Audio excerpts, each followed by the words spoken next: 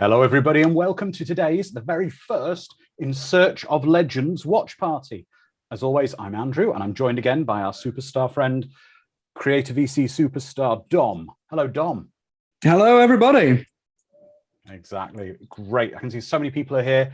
We're going to have some real fun today. Today's movie is going to be Conan the Barbarian, which is probably one of the greatest films to kick off our In Search of Legends watch parties with. So for everyone who's joining us, the sync point today will be where the text on screen appears that says, "That which does not kill us makes us stronger." Reason for that is the movie's got different companies that have released it on different media around the world. So depending on where you live, we all need the same sync point. I can see a lot of our friends are joining us today. As always, we've got James Hellier joining us on YouTube and Nathan Pollock, and they're just confirming, yes, James, it was a camel he punched. And I'm not sure about if punching camels is a good thing. We here at Creative VC would not advise punching anybody, especially a camel. But also I can see we've got our friends joining us over here on our Creative VC Discord server. If you're not in our Discord, please go to our YouTube channel, our socials. You'll find the link and be able to join. It's open to everyone. We love to have everyone in here. So we've got, going through your names, sorry if I missed some of you. We have Mad Matt, Icy Matty, Lizard Man is joining us, Chaos Fear, Brainwire. Let's keep going down. We've got Hannah Rose Artist, Edward the Black Prince. We've got Onzi. We've got, I can see Sparky John's lurking there. Got so many people. Please join the Discord, and we're gonna have a great time tonight. James is saying he's reporting Conan to Petter. So okay, while everyone gets themselves sorted with a sync point, Dom, I think. I appreciate you're younger than this film, obviously. I mean, this film would be 40 years old this year. So you're not quite 40 yet. Not quite. Give another 9 years. So when did you first see this film? I mean, for me, I saw Conan the Destroyer before I saw Conan the Barbarian. I saw them the wrong way round. I did too. I saw Conan the Destroyer well before I saw Conan the Barbarian. I, for the longest time, didn't know that Conan the Barbarian existed in movie format. I saw the comics before I saw the movie. I played video games before I saw the movie. And then I was trolling through the store HMV, which I'm sure you know and English folks would know. Yeah. And I found a VHS tape of Conan the Destroyer. I was ecstatic. Especially because I was on a huge Arnie kick at the time. And I was like, yes, I need this in my life. They should make more Conan the Barbarian movies. I didn't know there was a Conan the Barbarian movie. Yeah. And I think I was like 12 or 13, which is old for me for seeing these movies. But I was in my single digits when I saw Conan the Destroyer. Yeah. I tricked my brother. Well, I didn't trick. I asked my brother to buy it for me, and he said, "Yeah, sure, let's buy this and go and watch it together." And it was great. I loved it. I was so young, I didn't see any problem with any of the movies at all. It was always just a lot of fun. And Arnie was born to play Conan. He is the perfect Conan. He is absolutely perfect, and there's so much to talk about with this film. I can also see Michelle Dedrick has joined us on YouTube. Hello, Michelle. Icy Matty saying, "By Crom, we live to fight and die by the sword." And David Mace is joining us over on YouTube as well, and Eric and David saying, "Don't forget the Conan the cartoon." Yeah, that was a bit strange, but that was a thing. That was a thing. Oh, and Masters of the 80s is joining us on YouTube. Hello, Masters of the 80s. Okay, everybody. Now, if you're all synced up, let's do the countdown on 5, 4, 3, 2, 1. Press play. We're in for a treat tonight, everybody. This is such a great film. The score is... Oh, yeah, the score is fantastic. Yes. Oh, the Devil's Advocate says, "No, please do forget the Conan cartoon. It was horrifying." Yes. When I was a kid, the Conan cartoon for me was just He-Man. I watched He-Man all the time. And Sparky John just said, John Milius originally wanted Arnie to be the narrator, but the executives at Universal had a problem with Arnold due to his accent, and Mako narrated instead. Well, I think that's all the better for it. Yeah. Oh, and Hannah's also joining us via the name Soul Search and Destroy over on YouTube. Conan.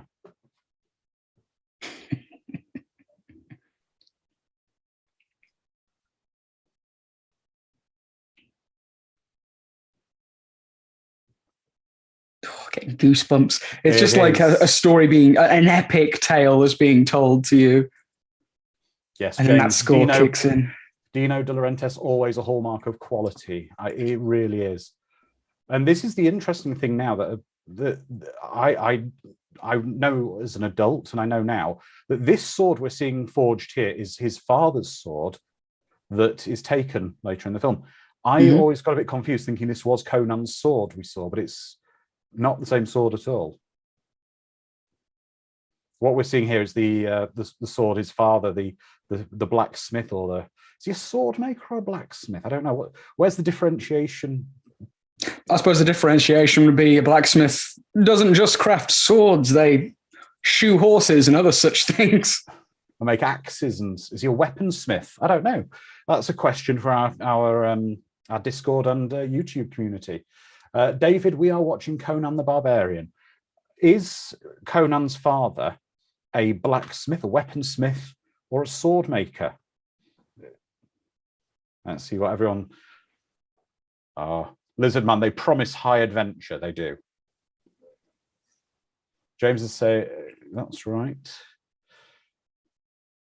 It's a great score, and can clearly see that you can clearly see his people though are they refer steel is their religion, with Crom being their god. The riddle of steel. Everyone's in such awe of watching this sword being made.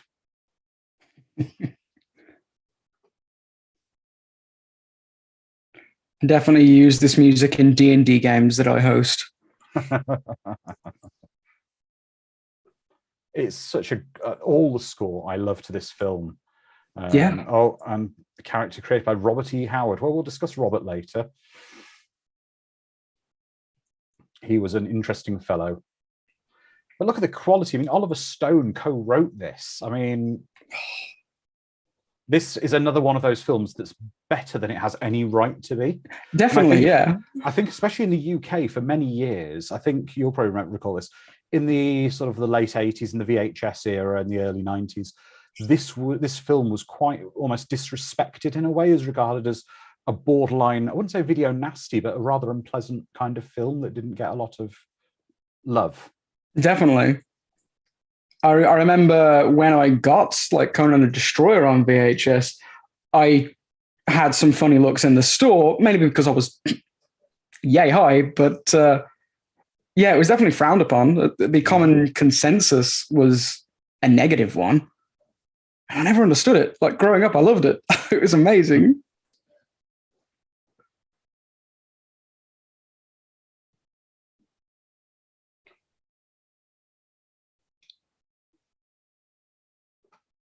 Yeah.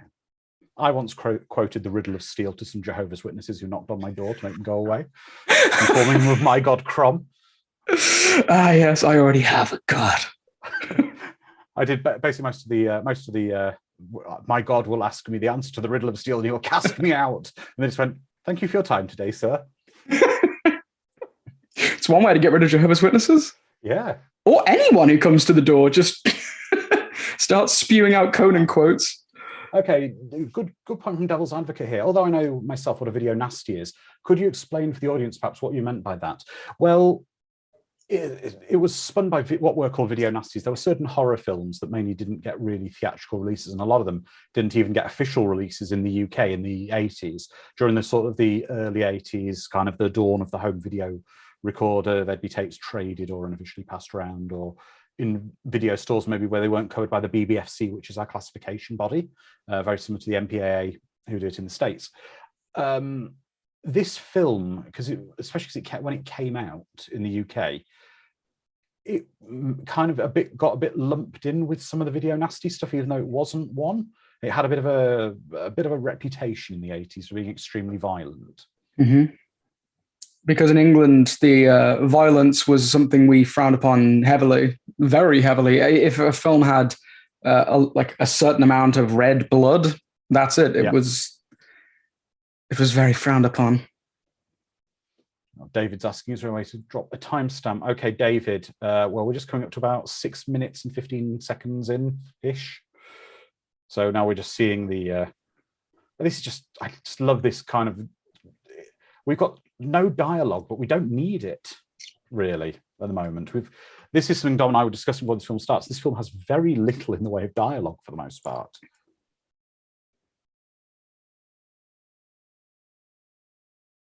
I wonder if a lot of the scripting for this film changed based on what sets they could find, because visually it's a lot of visual storytelling, and surely that has to change the script to a certain amount based on what you can see. I also wonder as well if, because Arnie was perfectly cast in this film, clearly the executives decided that his English maybe wasn't as great as it was, and this is actually in Arnie's book. He refers to this where he's having English lessons, acting lessons all this time, and he didn't feel his English was quite perfect for some of this film. So it decided to be quite light on dialogue to kind of make it appear a bit easier for Arnie. Potentially. If so, that's a great way to treat your lead actor. A lot of filmmakers, they'd be less accommodating unless their lead is the reason people are watching the film. And well, I'd argue that, yeah. Who could you have cast except Lou Ferrigno? But yeah. You run into a similar problem in that case. Yes. Tell you what, it's the darkest Santa's village I've ever seen. I wish it was the darkest I had seen. Yeah. What of the presents for the children this year? Steal.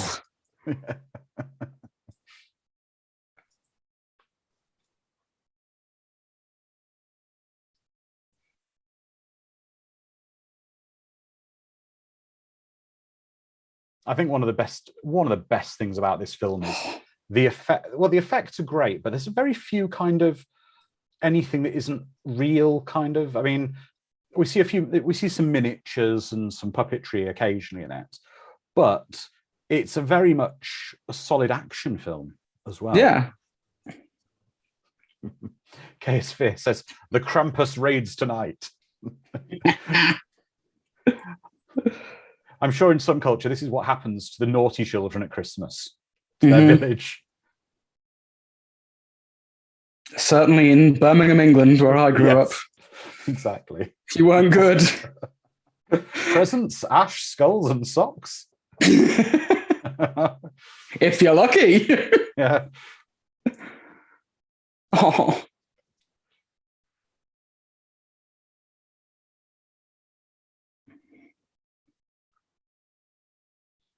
Regardless of how the film depicts dogs, look at how cute they are. Yeah, look at them. They're adorable. I can't dislike them, even though they're murderous. Even in Cujo, I kind of root for the dog. He's adorable. I mean, we can kind of see some of the inspiration for these characters, kind of hoarding Mongols, that kind of aesthetic they're going for. It's kind of like Mongolian Norse cross-stitching, and it's amazing. I love it. It really is.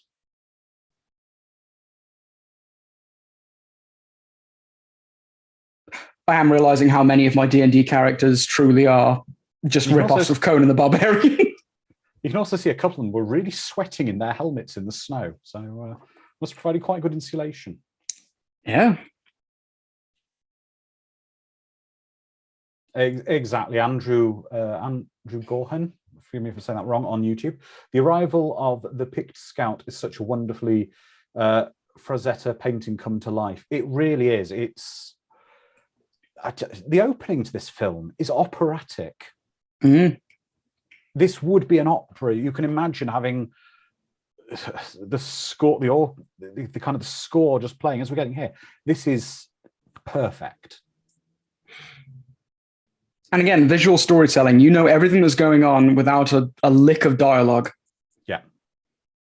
You know who's important. You know how this small ritual means so much to everyone involved just by the visuals. The score probably helps as well, actually, now that I think about it. Taking the score away would remove so much. Without a doubt, without the score, this wouldn't be as great, but everything is just perfectly acted without a word said.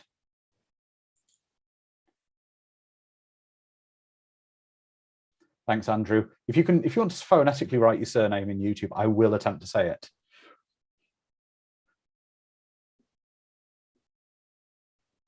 Fantasy's Darth Vader. Yeah, it is. Yes. Icy Matt, in 1982, this was released.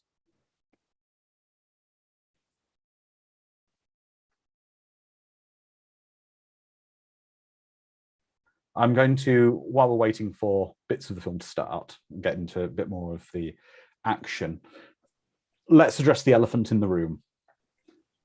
2011's Conan the Barbarian remake. I still haven't seen it. I got about half an hour into it and turned it off. And I think I did well. Has anyone seen it all the way through? I struggled. I couldn't. It just didn't work for me. Discuss, please, in our communities.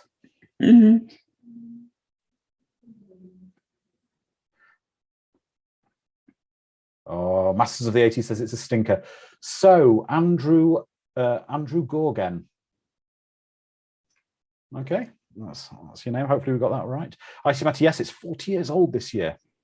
Edward the Black Prince, regarding the 2011 film, you're not missing much. I forgot it existed. Lizardman says, never seen it, only heard bad things.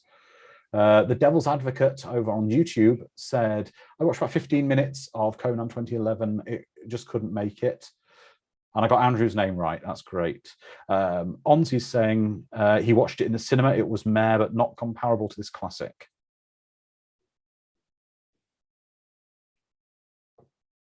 Who wants a sequel or a soft reboot starring Arnie still in a fatherly role to Conan, or playing elderly Conan, because that would be an amazing film. Let's go with the rumor that's been the rumor that's teased at the end of this film and is constantly been on the table for years, which is King Conan, which he would be perfect to star in, where it would be Conan's last battle, which would be incredible, with an old, worn-out King Conan.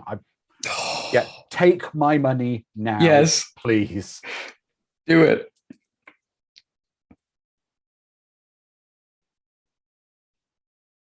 Yeah, I want to know where this was Onzi's saying there is a King Conan being made. It's been in development hell for so long. Arnie wants to make it. Everyone wants it made. I need it.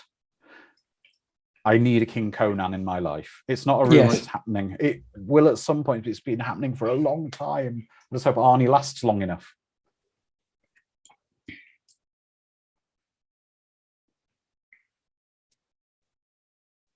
No, John didn't like it. He said it was absolutely awful. Yeah, Arnie starring as Zeus in that crazy movie. I don't know what it's called even, but I've just seen loads of screenshots of Arnie as Zeus.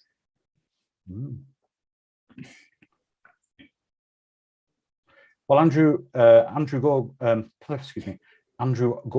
on YouTube says, I will always dream of the King Conan that was supposed to happen with Milius directing and the Wachowskis as producers in the mid-2000s. That would have been fantastic. Yeah, let's say Sparky John is saying, referring to Cull the Conqueror starring Kevin Sorbo. Well, yeah. There's been so many Conan ripoffs. Oh, the infamous Pain Wheel. Now, this was, I looked up today what this was supposed to be doing. It's actually grinding grain. It's a flour mill. Yes. And who better to labor than children? Exactly. It was all, well, it was designed as two things. Basically, it was a to grind the flour, and two, because I mean, let's be honest, there's enough wind there, they could have had a windmill doing it. Yeah. But the other reason is that the slaves would be kept in good physical condition, but also be too weak to rebel. Those damned genius monsters. Exactly. In the game Conan Exiles, you use this kind of wheel to break those men to become slaves. I need to play Conan Exiles. I still haven't. It's on the Game Pass. Yeah, I downloaded it on Game Pass, but I haven't had a chance to play it yet. I'm desperate to play it at some point. That's my problem. I have no free time anymore.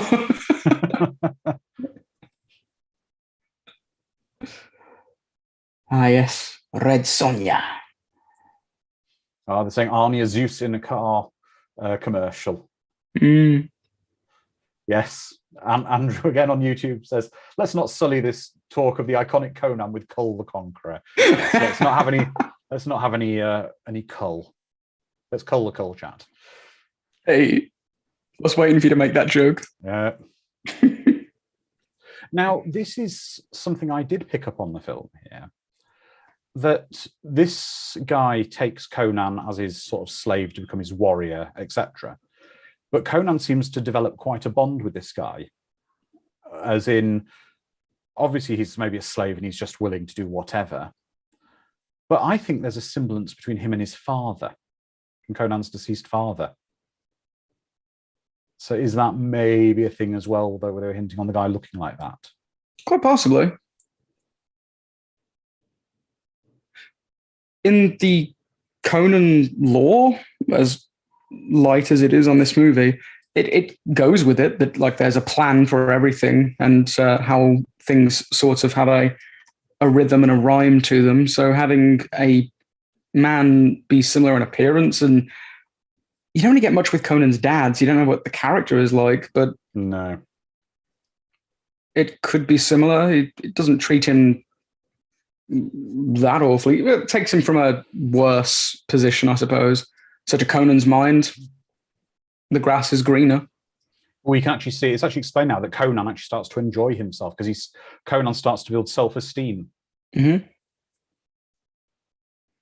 And he does also, he enhances Conan by basically training him. They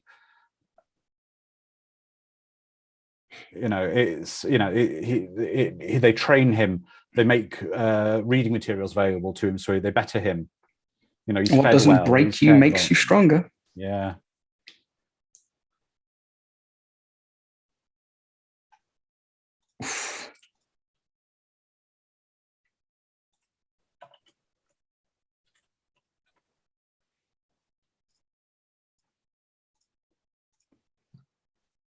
God, no one screams like Arnie, do they? You can recognize an Arnold scream from fathoms away. Oof.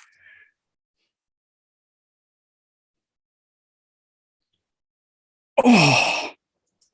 Everything doesn't look comfy. Brutal in this film. Yeah. It's absolutely just brutal and...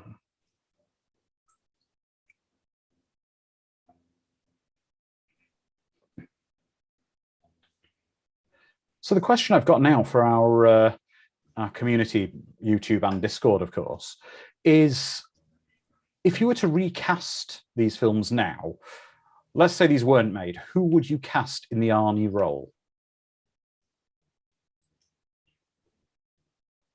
I don't know myself who you would cast.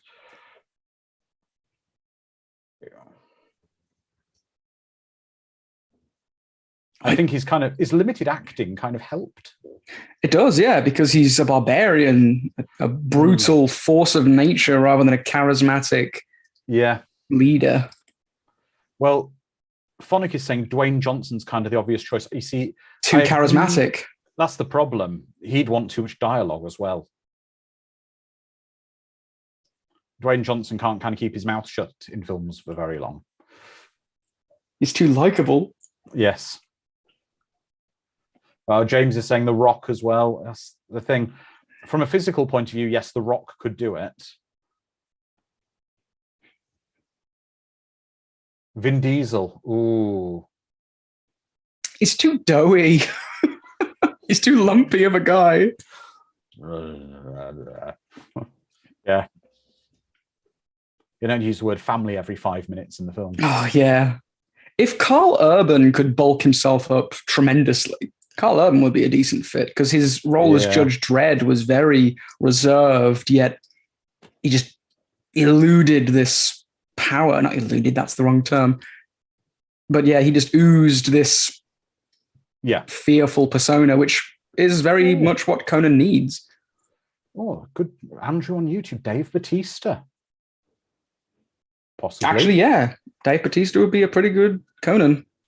Sparky John saying there isn't anyone who could play Conan at this time. I think the problem is, I kind of agree with some of that as well, because Arnie owned this role. Jason Momoa couldn't do it. Not a chance. That was proven because it flopped so hard. But I don't know how you would. I don't know. How is his hair that clean?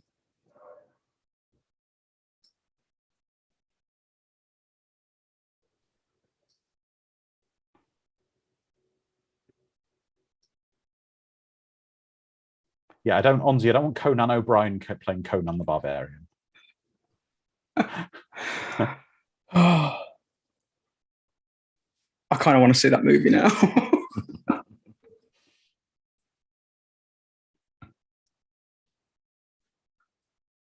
At least he's being somewhat kind. Yeah, he is. But this is actually quite disturbing what's going on here. It's incredibly disturbing.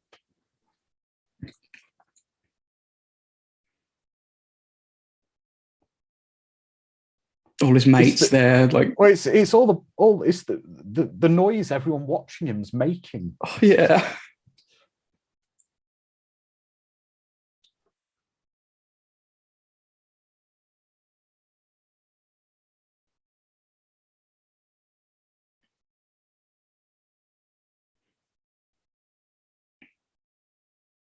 So even this movie, back when it was made, had the decency to have a fade to black moment instead of going into more gruesome detail. But Andrew raises a really good idea here. This would probably be another case of casting an unknown as Conan, someone who could step into the role with no baggage. Yeah. Definitely the way to do it if you were to remake it.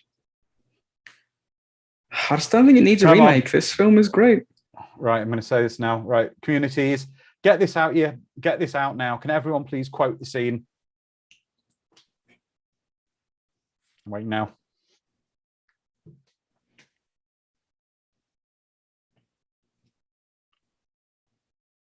Waiting for everyone to get it out. I can see Lizard Man's typing Edward the Black Princes. Lamentations of their women.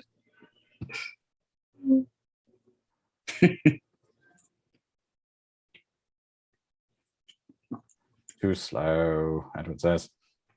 Oh, Onzi's posted the gif of it. Lizard Man's posted it. See them driven before you.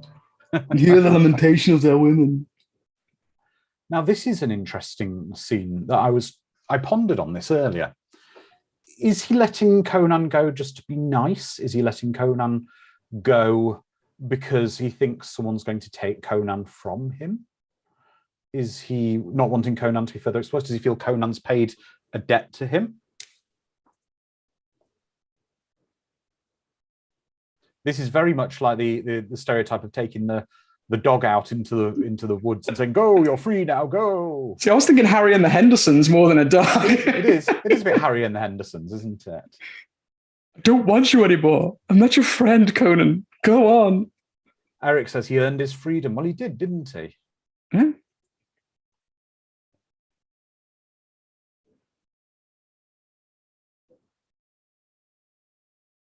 Interesting fisheye lens. Oh, that's an interesting point by Calbot. I think he was worried he might have gotten too strong and smart and might turn on him. That's a very good point, potentially. Without the crew that he's with, he probably thinks that Conan's just going to die in the wilderness. Yeah.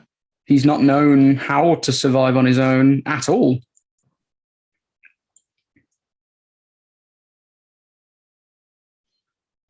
But what doesn't kill you makes you stronger. And over on YouTube, Andrew's done the quote as well. Lizard Man running with wolves.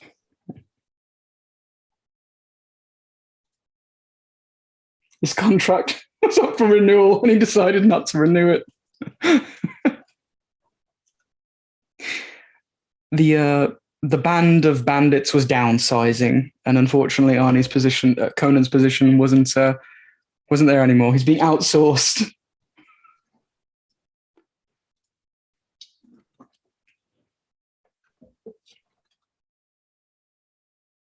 Here we are now.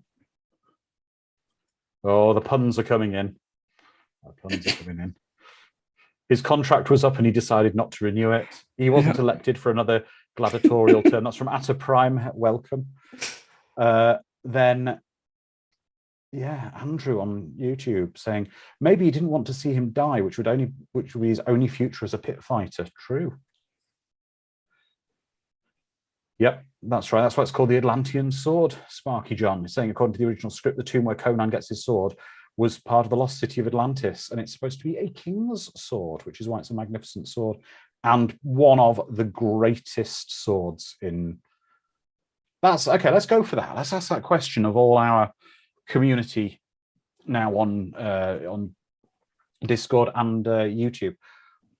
What's your favorite fantasy sword? And it can be from movies, TV shows, etc. I'll open it up. And gaming within reason. Should we say fantasy weapon to broaden it, or keep it to the sword? Sword. Does a lightsaber count? No. Nope. Nope. No lightsabers. No lightsabers. I'm no torn lightsabers between at all. this blade and He-Man's Sword of Power. I'm torn. Oh, the Sword of Power. Ooh. But it's the Sword of Power. I don't know. You see, I'm going to go with Excalibur. Possibly. That's fair. As raw power goes, it's possibly the most powerful sword. True. James Helly says, we've got some answers coming in over here. We've got the Mind Sword from Hawk the Slayer from Masters of the 80s. Well, guess what? Masters of the 80s. In a few weeks, Hawk the Slayer is going to be a watch party. So that's going to be tremendous. I can't wait for that. And a lot of our American friends haven't seen Hawk the Slayer. They're in for a treat. James Helly is saying Excalibur from Excalibur. Andrew saying a tie between the Atlantean sword from Conan and the tri-blade from the Sword and Sorcerer. Come at me. David on Discord is saying the Stick of Truth.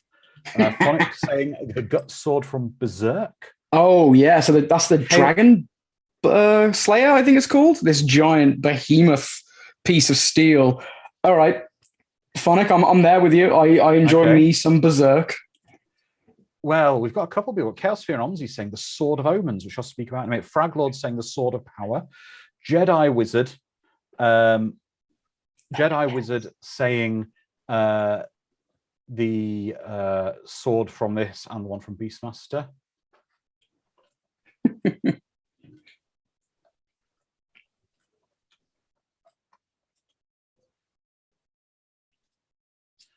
And I'm just getting a few messages here from George Milo Slavsky, who's joining us, I think, probably for his first watch party. He's asking, where's the movie streaming? As always, you require your own copy of a movie to join in the watch parties with us. And the reason for this being, quite obviously, we can't stream a copy of the movie to you guys for copyright reasons. We'd get shut down and in trouble. We don't want to cause that. So it's quite easy. We usually always pick a film that's easy to obtain. So hopefully, George, you can join us next time when you've got your own copy of the film lined up. Oh, Sparky John saying the sword from Dragon Slayer. We've got the Buster Sword from Cloud Strife from Final Fantasy. The Power Sword from the He-Man movie. Icy Matty, do you mean the Power Sword from Masters of the Universe or the Power Sword from the He-Man movie cartoon? Just to clarify. Eric saying blue biro, it's mightier than the sword. And he's showing the Hobbit sword. Oh, from Masters, he's saying Masters of the Universe, that Power Sword. The Master Sword from Zelda, says Atta Prime. Ooh. Now, I'm going to say I have a problem with the Sword of Omens, because if you watch the Thundercats cartoon, the sword gets broken all the time. it's about 4 or 5 times throughout the series it gets shattered for one reason or another. In fact, one of the weakest things you ever see from it is a character called Tugmug, who appears in the second or third series of it, who literally grabs the sword from Lionel and just snaps it. Crap sword. Sorry.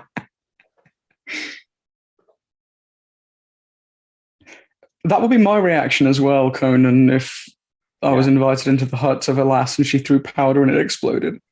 Yeah. I'd start to question if I should be there or not. What makes you think she's a witch? I think Master of the 80s is referring to Hawk the Stone, the favourite sword and sorcery film of all time. It's a great film. Icy Matty, the Highlander sword. Do you mean Ramirez's sword that Connor inherited? Mm. The movie where a Scotsman plays a Spaniard and a Frenchman plays a Scot. Yeah. I love Highlander so much, but it always confuses me why they cast those people in those roles. This scene always really weirded me out. It's really bizarre. It is. Onzi saying, what other sword can give you sight beyond sight? None. I need to think of some video game swords. I'm sure there's plenty that give you sight beyond sight. Shira's Sword of Honor. That's an interesting one. Unfortunately, the Shira sword was the sword of MacGuffin, unfortunately. Yeah. It was the Deus Ex Machina sword because it literally could turn into anything she needed. That's a useful sword. Yeah. Deus Ex Machina blade. It was, though, wasn't it? It was literally sword to whatever. That's a good point, Calbot. It was a Scotsman playing an Egyptian in the service of Spain. Or Andrew on YouTube saying, much as I like McLeod's katana, Kurgan's takedown sword is his favourite for mine. The Kurgan sword was tremendous. With our great friend Clancy Brown. Mm-hmm.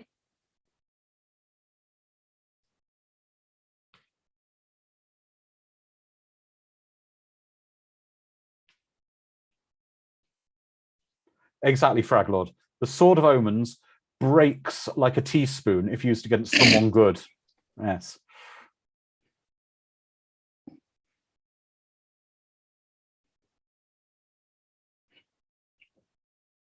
And here's, if there are any Berserk fans in the watch party watching us now, the very beginning of Berserk, both the anime adaptation and the manga itself starts pretty similarly to this scene here, where Guts, the protagonist, is bedding a fine lady who turns out to be fairly monstrous.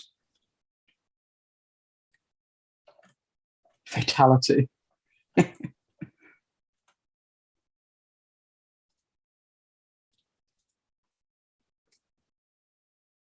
Oh, hot take, Clancy Brown is the best part of Highlander. I would kind of agree with you. He's tremendous in the first Highlander film. Well, show me something where Clancy Brown is not absolutely amazing. Yeah, exactly. Exactly. Like the show Carnival that he was in. Oh, he stole every scene. He's also one of my favorite Lex Luthors in the DC animated stuff. Yeah. He's tremendous in that. And of course, I think we can probably say Mr. Krabs. Yeah. And I think, Dom, we can also talk about one of our other projects because, of course, it's getting ready and it's consuming your life at the moment in search of tomorrow, getting ready for the stuff there. And I think it's pretty safe to say Clancy Brown's in that as well. He is. Can't say any more or we'll get killed. It's true.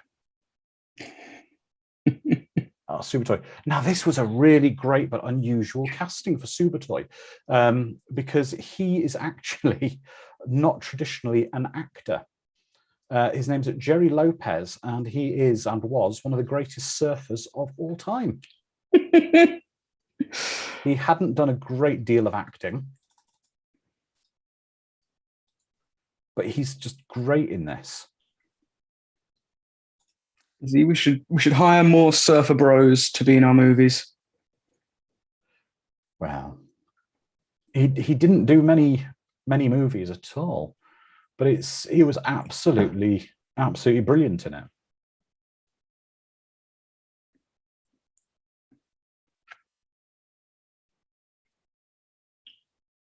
Definitely the Barbarian menu that they're indulging in. Everyone just seems to eat big lumps of meat. Mm-hmm. Not a lot of fiber going on in their diet. Oof, I wouldn't want to Yeah. know what their bowel movements are like. That'd be pretty uncomfortable. We've got some things though on YouTube. We've got his Sergeant Zim in Starship Troopers is a highlight too, without a doubt. Oh, yes. Bump down to private. So we've got a couple of questions here. Let's go through this. So Andrew also saying, I have to love that Milius knew Lopez because Milius surfed. Milius also did Big Wednesday. Now, Devil's Advocate, speaking of In Search Of, has In Search Of Legends actually been announced? Yes, it has. This is our first In Search Of Legends watch party. You're back tomorrow and Darkness, which we're very thankful for, and you wanted to know, because YouTube kind of recommended it. Yes, it's been announced. It's in pre-production. The Kickstarter isn't launching yet, but keep an eye on our socials. You can follow the In Search Of Legends socials on Facebook, Instagram, and Twitter. 80s Fantasy 80s Fantasy doc.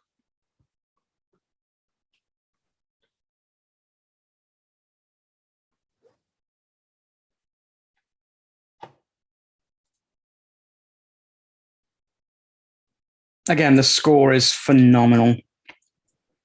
It really is. I love this. It's one of my favorite scenes as well. Oh, he's eating like gecko on a stick.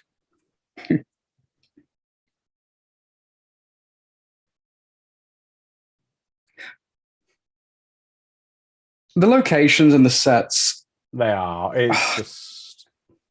I just love this footage of them just running around to the music. I suppose before you could drive, fly, or whatever, you just ran. Yeah.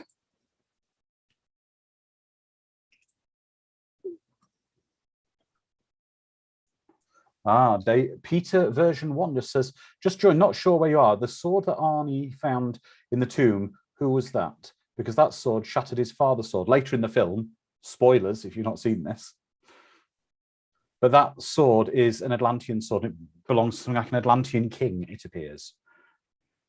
Hence the Atlantean sword.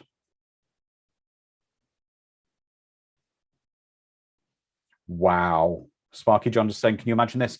Jackie Chan was originally pursued for the role of Conan. He wouldn't quite have had the stature. Don't get me wrong, it would be a very different film, probably would have been quite good, but it would have been very different. I can't imagine him as a barbarian. Again, his charisma, he's too charismatic. Yeah. I cannot imagine Jackie Chan as villainous or intimidating is, yeah, I can't imagine him as intimidating, even though he can clearly kick my ass. I can't help but he's not going to be tower charmed over anybody, is he? Yeah, he's too nice. Yeah, I don't think you'd ever describe Jackie Chan as sort of a hulking beast of a person. If Jackie Chan told me, like, he gave the Conan quote to me about crushing his enemies' skulls and hearing the lamentation of his enemies' women. Oh dear.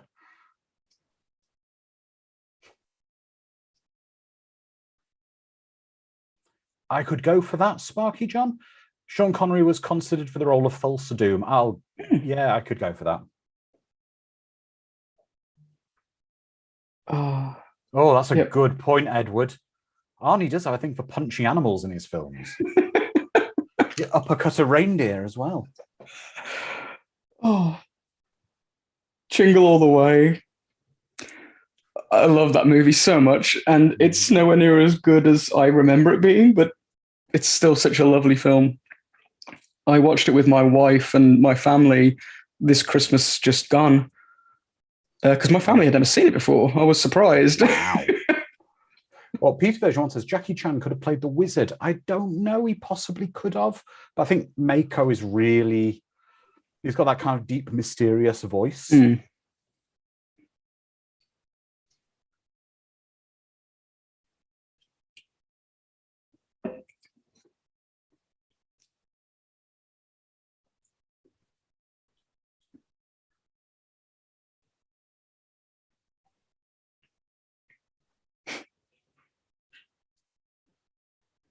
And we're seeing the fantastic Sandal Bergman here playing Valeria.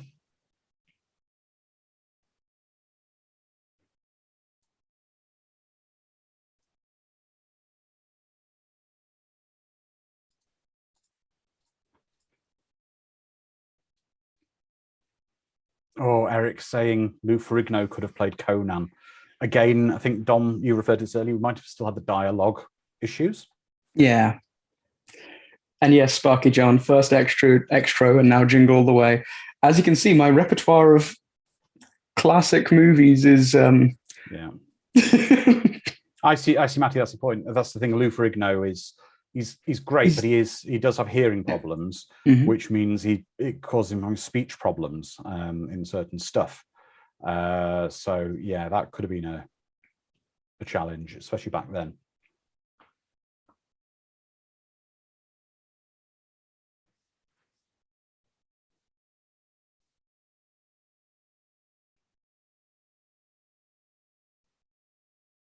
It's a Denny's down there. That's why it smells so bad. That's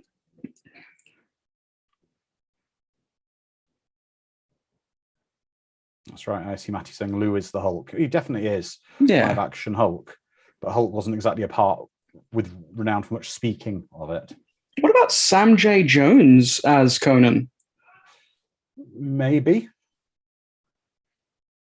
Definitely has the physique. Yeah, quite possibly. Maybe a little bit bulking up for this.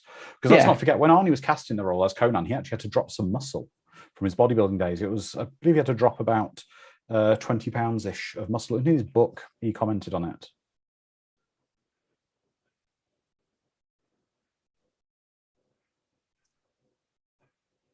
Looking at this film and hearing what you just said, Arnie had to drop some bulk. Yeah. It's mind-boggling. It is. It absolutely is. Masters of the Universe 80 saying Lou Ferrigno ended up playing Hercules in 2 films from Canon. He did. With the infamous throwing a bear into space.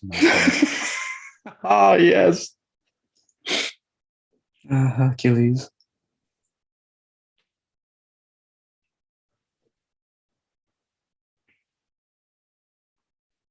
The sets and everything for this film are just wonderful. They are. Absolutely wonderful.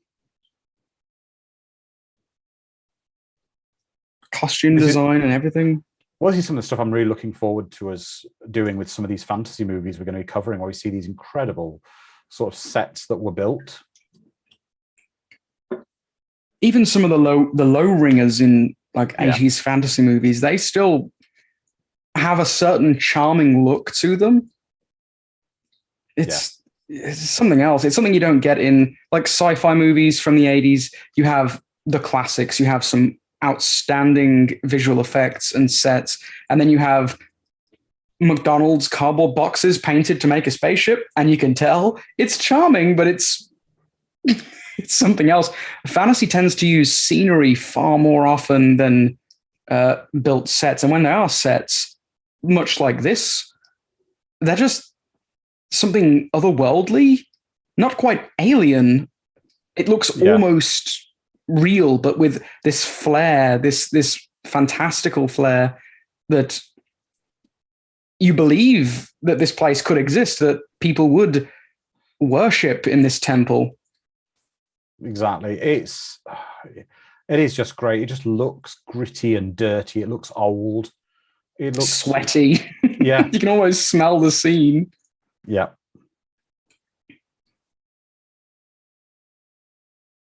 Don't sweat on a snake.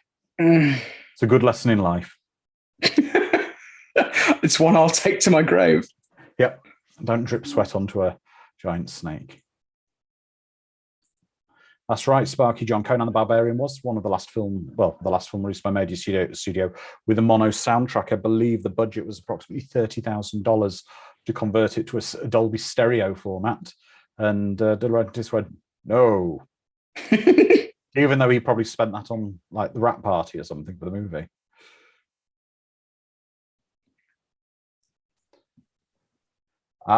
Peter version 1. I'm sorry for asking, when is In Search of Tomorrow being released? I never got my copy if it did come out.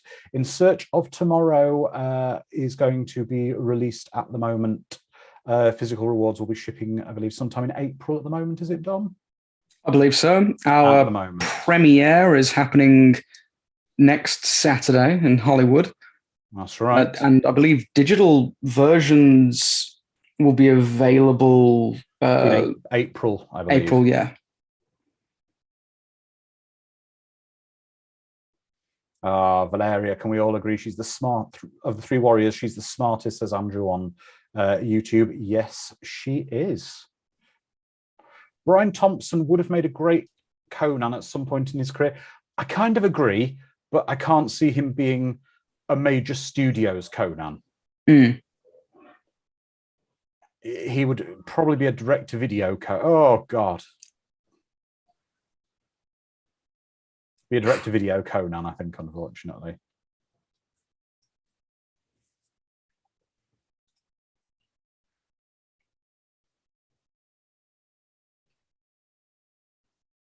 Direct-to-video. Some absolutely outstanding direct-to-video movies. Oh, they really are, but they wouldn't have the budget or something like this. Not a chance. I mean, they wouldn't get the license to it now, would they? With licensing being as expensive as it is. Exactly. I suppose that's why, like, Danny the Barbarian exists and stuff like that. Yeah. Oh, good point, Lizard Man. Well, you are a lizard, aren't you? So he's saying, so they just killed this temple snake. Is a cult still is a snake cult still a snake cult without its big ass snake? I don't know. Could you be the formerly snake cult? You could still worship a snake even if it's not alive anymore. You could just say, hand out a pamphlet saying we're in between giant snakes at the moment. Yeah. We're hiring for a new giant snake to be our god. Exactly. Put adverts in the local paper.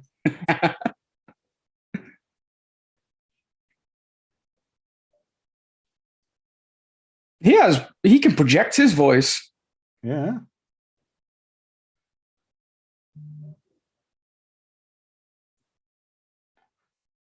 It's only a flesh wound. What, the decapitation? Walk it off.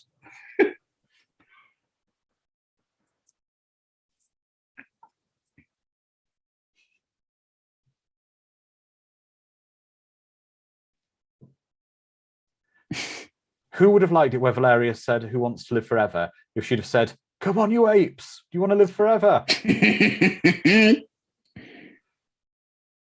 quite interesting, Icy Match. I think it's got a Last Starfighter feel. I'm not getting that so much. This is, I mean, this was composed by Basil Prost, who, of course, did RoboCop, probably most famously after this. It's a very aggressive soundtrack in parts to this. Oh, they're saying Jake the Snake Roberts, who was part of the snake cult. He most definitely was.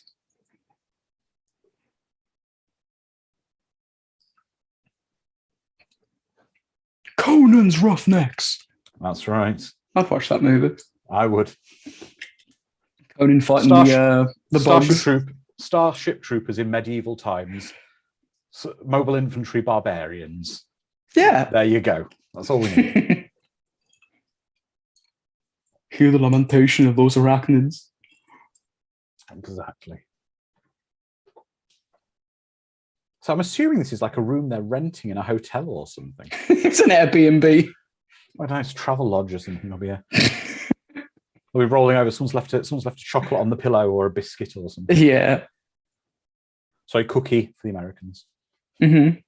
The mint on the pillow. Yeah. Well, this scene that, quite frankly, is a little embarrassing to discuss at the moment happens, Dom. Can we discuss the fact you're British like me? When you went to America and they gave you a biscuit for the first time,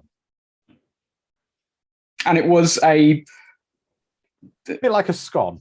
Yeah, it's a scone. It's odd. I occasionally, my Britishisms come out. For example, I say, "Oh, I'll see you in the car park," and they say, "We parked over there," and I said, "Yeah, in the car park. I mean, the parking lot." Yeah, okay. And other Britishisms I keep finding coming out like, "Oh, I'll take the lift instead of the elevator." Yeah, it was when they brought me a scone with some lumpy white gravy, and I'm like, what is this? This isn't a biscuit. Where's me McVitie's? Yes. I have introduced my family to beans on toast, and they're very happy. They think it's great. There's a little world market nearby me where I can pick up Heinz baked beans. There we are. They're having a rest now, having some very thick-looking wine. And meat. And how wonderful and sensuous that is, feeding each other half an animal. The Devil's Advocate saying, I bet this place gets great Yelp reviews. Oh, they have a fire pit in the middle for you to cook your lizards. Yeah. Your freshly decapitated snake.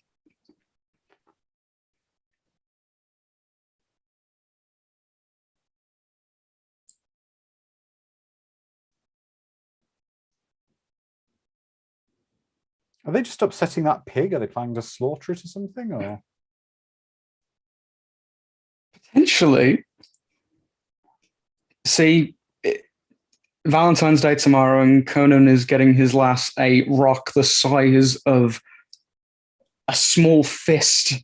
Yeah. He's making me look bad. Is it throwing a chicken?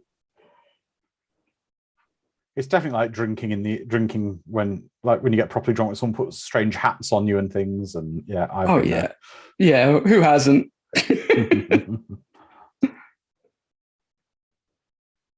Yep. The morning after. Oh. Yep. Oh, falling face first in your porridge. I don't know. It's got more than stuff in it. It's got like this meat. It would have to have meat in it in Conan times, of course. You see it gets spilt in a bit of something. There's like lumps of meat or something in there. Oh, yeah. Meaty porridge. Yeah. Thick porridge. Ugh. Actually, Max von Sydow appearing in a film in 1980. Dom, don't answer it, Dom. I won't. I've mentioned it in this watch party already, though. You have indeed. There's a hint. They have. There we go. David Mays and Cal Bott both. Wait a minute. There's something very odd about that GIF, David Mays. I'm looking at it properly now. Oh, Peter Version 1 says, I know remakes sometimes suck, but if cast right, would you watch Red Sonja? Maybe. Also, his Arnie replacement would be John Cena. Maybe. I think, unfortunately, John Cena's just his peacemaker personality will be very hard for him to get away from now. Yeah. And I'd want Conan dancing at the beginning credits.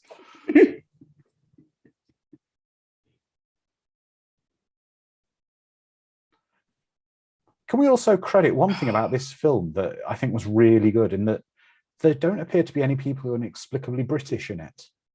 Yeah, that's odd, because fantasy normally has just, you have to have a British person who talks like that for no reason. Yeah. Of course. That's fantasy language. Yes.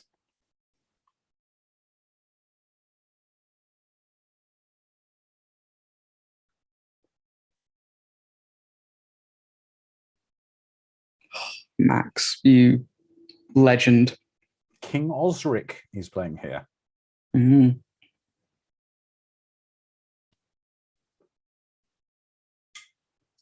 Again, Max von Sydow is one of those actors that I would struggle to point to anything negative he's done. Yeah. Even in films that aren't great, he goes above and beyond. Yes. He's just a great actor. Yeah. And this is, when you speak like fantasy language and it's stereotypically British, his voice is perfect.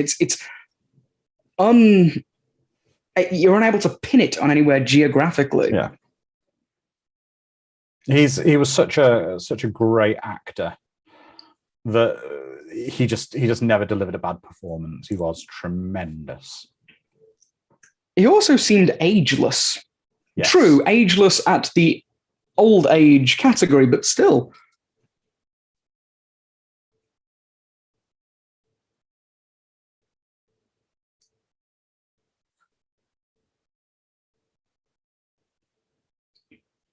Yep, exactly right, Andrew. Ladies and gentlemen, Max von Sydow. Wearing a weird Santa Claus hat. He does look like medieval Santa. Yeah. See, Take these gems, deliver them to the little children around the world. Exactly. He's even dishing out gifts to medieval Santa.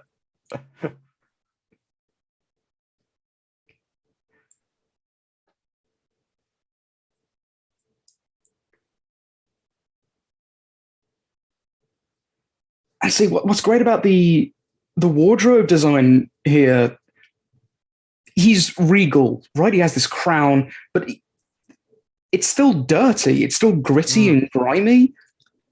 Oh, you can tell he's important, but it's literally down to earth. Nothing's sparkly and shiny. Exactly. And Andrew on YouTube saying he sells the weary melancholy of King Osric in just one scene, which is true. He's got all the money he needs and everything, but he's not happy.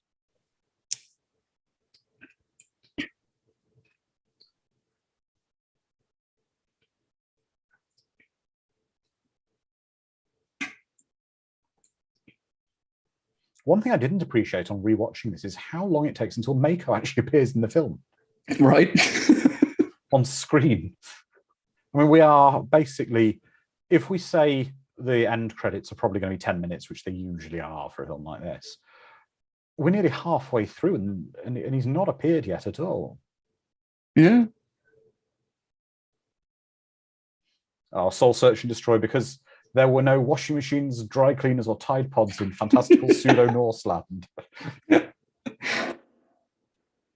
Oof.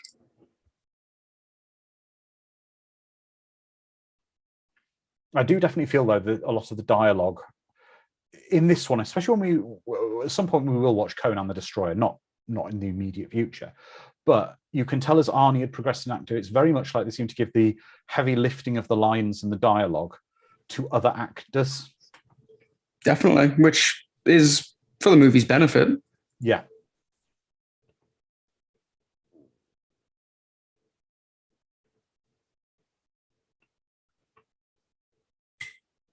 I mean, Valeria just basically did a whole monologue at him. Yeah. And I've been saying that, you know, actors with too much charisma couldn't play Conan. But Arnie's charisma is something extraordinary. It's not a smile and a wink. You just want to like him. I can't really explain why, but the way he acts with just a bulwark face and like slow methodical movements, it has its own weight to it, its own charisma.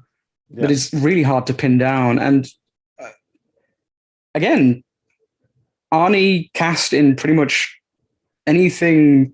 He has his own, he brings his own charm to it.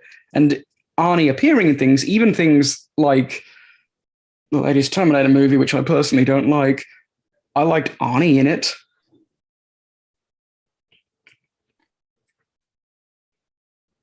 There's a reason he's a superstar. Even to this day. Oh, definitely. Definitely.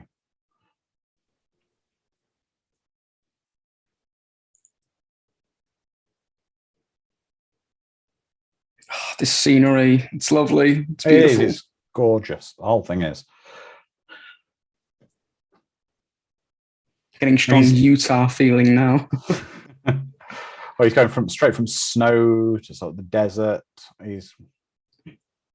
I mean, that's great. We're actually in a desert and we can see the snow in the distance. That's Vegas right now. If you look at the mountains in Vegas, it's covered with snow. Have you seen this boy? I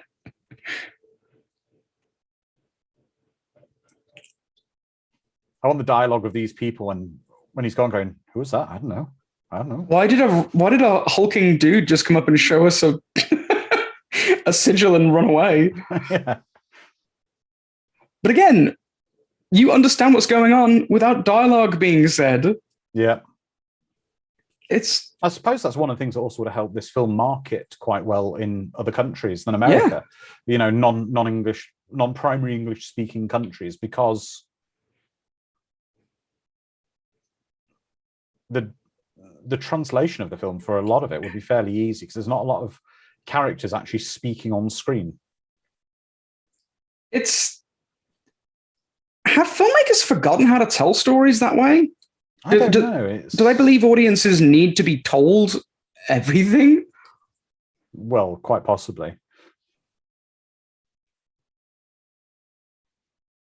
Calbot, damn hippies that you just met in the desert with their tambourine. The Hare Krishnas. Yeah. Would you like to make a donation to the Church of Universal Consciousness? We need like a scene from Airplane where Conan just go through them with his sword on the horse, just cuts them down. Hippies are no match for Atlantean steel.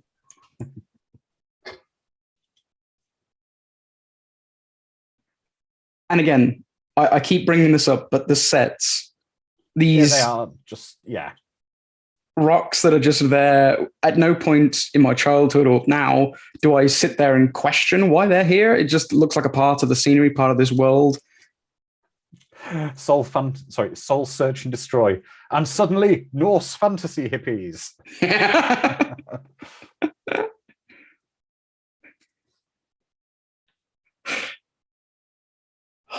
The horse, the giant, the skeleton horse is. Yeah. I like the idea that they stood there and died, and just the skin melted off them. Lizard Man. So did that horse just die standing? Maybe. Yeah, exactly. Yeah, he just died standing.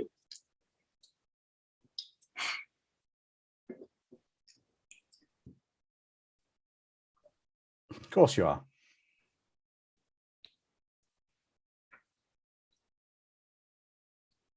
Only one human in our world has pulled off that line. I think it's some dude in New Zealand who was like the Grand Wizard of New Zealand and got paid to be a wizard. Yeah, he was in New Zealand. They had a wizard paid for by the city, and they let him go recently. His contract was up for renewal. Yes. But look at that. I mean, the sunset, everything is just beautiful. And yeah. Studios think the audience need to be told literally every part of the movie. Stop eating meat, Conan. Eat some vegetables, for God's sake.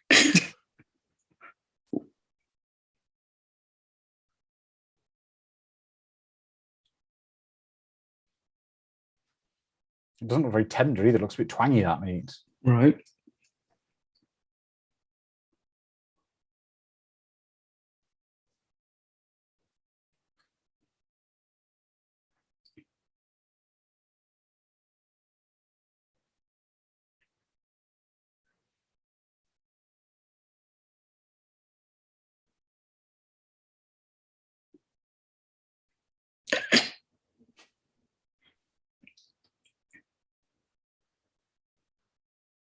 So he's now part-exed his horse for a camel. Lizard Man, this movie is making me hungry for chicken, he says. Oof, I've ridden a camel and it is uncomfortable when they get up and just get going. They also spit. And they do. Dismounting a camel is also terrifying because they kind of like collapse their knees inwards and you fall forward and you have to pray to all the gods, Crom included, that you don't fall off. So Andrew on Masters of the 80s on YouTube is saying 2018's Headhunter is a good example of a movie not needing dialogue. I think very quite similar to the Quiet Place films as well. And Andrew on YouTube also saying, mini rant, studios want to make movies accessible for everyone, so they make them so simplified, there's not room for nuance, everything is shoved in your face.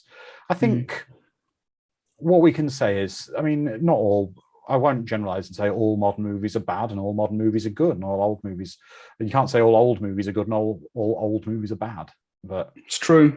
I do think that there was the way these were crafted, this in particular, certain movies are crafted in such a way that they're on another level to a lot of what we see these days. we are cherry picking, but this was a fairly big budget mainstream movie, and that's what I'm comparing to modern mainstream movies. They over-explain so much. They do. But then you can get a modern movie that doesn't quite have enough exposition. Yeah. And it really doesn't It's confusing. Well, the one that I thought the exposition was an absolute mess in was, and this is totally unconnected to this quite now, was Eternals. I thought that film was an absolute mess. Yeah. It was like you were supposed to care about these legendary warriors and their amazing feats, but you only saw a little bit and didn't actually build a relationship with the characters. They tried to do too much with too little, even though it was a bloated film. Yeah. T-shirts for you and you. It's a medieval Oprah. Everyone look under their camel. You've all got a T-shirt. T-shirt.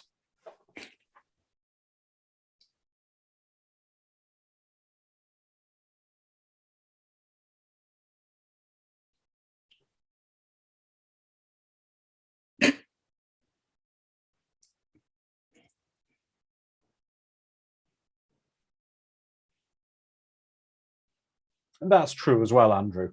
He's saying it's also a different area. What studio would push an R-rated fantasy film as a summer blockbuster? Yeah. That's true.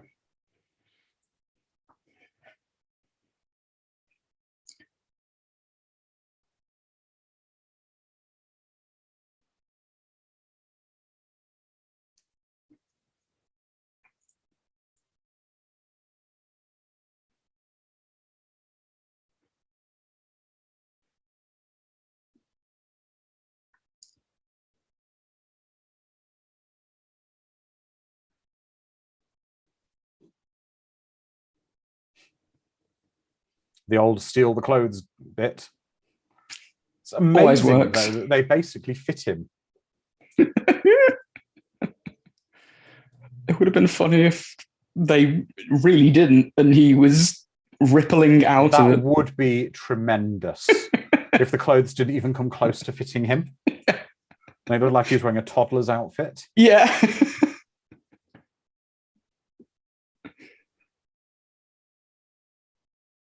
I want to hike in these hills. No, I don't. I can assure you I don't, because it's not tarmac, it's not flat. And it looks like these things that will either sting, burn, or worse. I live in Las Vegas. That's a common thing in my line of work. Yeah, Dom, don't forget, I still live in the UK, and I live where we don't have really anything that kills you, like wandering here. It keeps surprising me every time I see a spider, and my initial reaction is to not care, and then I remember, oh wait, I should really be afraid of this. It could kill me.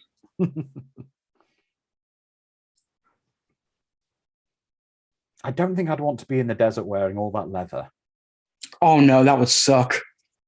Well, actually, when we interviewed Sarah Douglas a while ago on a watch party, she was speaking about, actually, I was talking to her about filming Conan the Destroyer, because of course she was very similar scenario, filmed it in Spain, a lot of it, and she said how unpleasant the leather outfits were in the hot weather. Especially Spain, it would be humid as well. Like, at least in my neck of the woods, the humidity is very low. So when you're in the shade, you escape quite a lot of the heat. Why does that water look thick?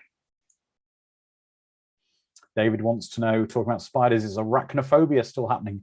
Yes, it is, David. Arachnophobia has been penciled in for a watch party. And Andrew over on YouTube is saying, also, the summer of 1982 is one of the greatest 3 months for genre movies ever. Conan, Poltergeist, E.T., The Thing, Tron, Blade Runner. It really was. What a year to be alive. Yep. Sad I couldn't see it in person. You're all right. That water doesn't look like I'd be willing to put my foot in it, let alone have a mug of it to drink. So I've got a friend who lives in Greece, in Cyprus. Mm-hmm. And on one of the islands he's on is the Bath of Aphrodite, a place where you go, you're meant to dip your face in and be forever youthful. I don't think you dare. It looks horrifying. It looks so grim. Yeah. I'm of the opinion of Yeah, I like your mystical, magical water, but I'm only going to have contact with it if it's clear Yep. and clean. Filtered. Yeah. You filter out the magic, though, Andrew. You gotta drink it raw from the source. Yeah, magic, aka botulism, or some of the parasitic organism. Keeps you looking thin forever because it's full of parasites. I don't need the power of cryptosporidium in my life.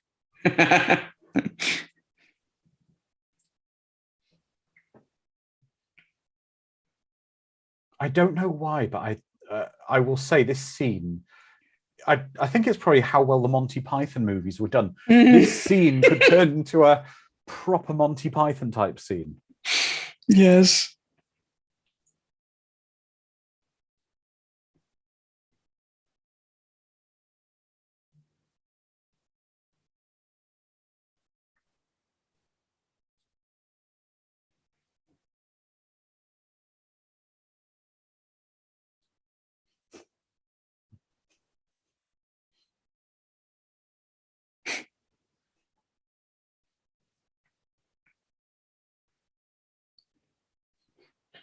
That guy's way too swole to be part of our cult. Get him. That's right. He's not got rickets. He hasn't drank from the parasitic water. He's still clearly healthy.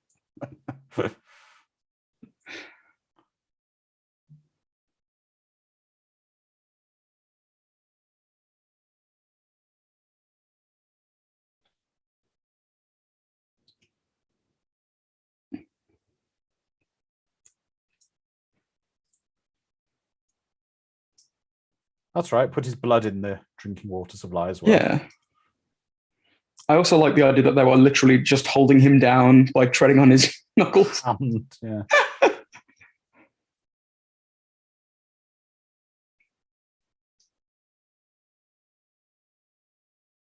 Now that my dudes have beaten that living tar out of you.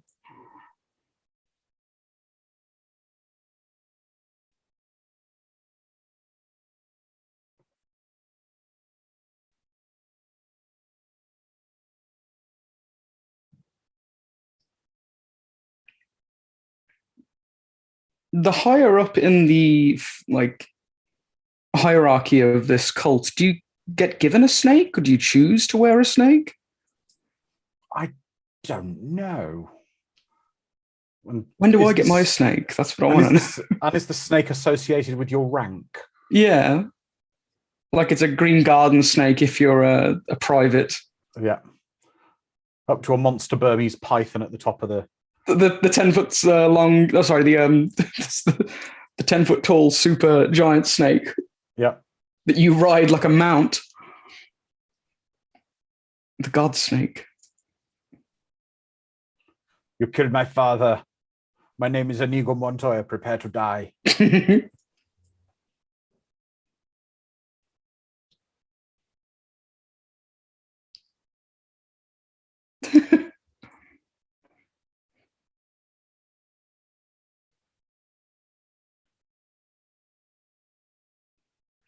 Well, I'm going to poke a hole in Thulsa Doom's plan here. He wanted steel. He wanted the answer to the riddle of steel. But he kills the blacksmith and the swordsmiths who can make the steel weapons for him. He could, rather than just taking the swords, could he not have had them make the most magnificent swords at the threat of killing his family?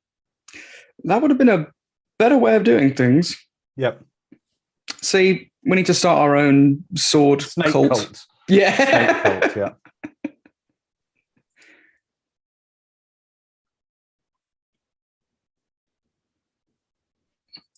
See, the floor was rotten. It broke. If it was made out of mahogany, it would have been fine. Jedi Wizard, that's a great line. I can't remember what film it's from, but I really like that quote. That day, your life was changed. For me, it was Tuesday. It was Tuesday. That is from Street Fighter 2, the movie. Oh, it is. M. Bison says that. It's brilliant. I've used that line so many times. The wonderful Raul Julia. Oh, amazing. He'll always be my Gomez Adams. Yeah. Crucify him. But, sir, we can't get a stake thick enough to hold his girth. Put him on the giant tree.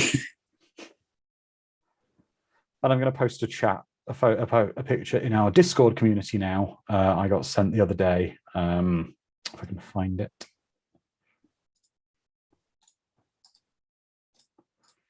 That's probably pertaining a bit to this scene with the crucifixion.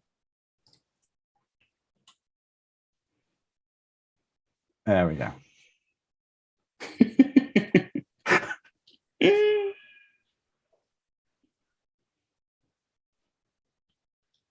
It is, Andrew. It really is one of the greatest lines ever written by Stephen D'Souza, spoken by Raul Julia. Weekend at Jesus. As we're seeing, oh, this bit, I hate this bit. Yeah. It's the way that Conan gets his own back on the vulture. Yeah.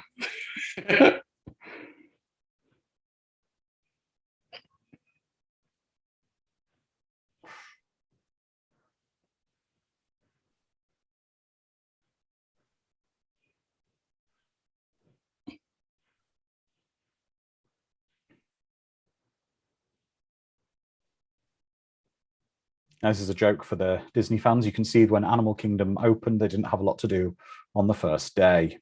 It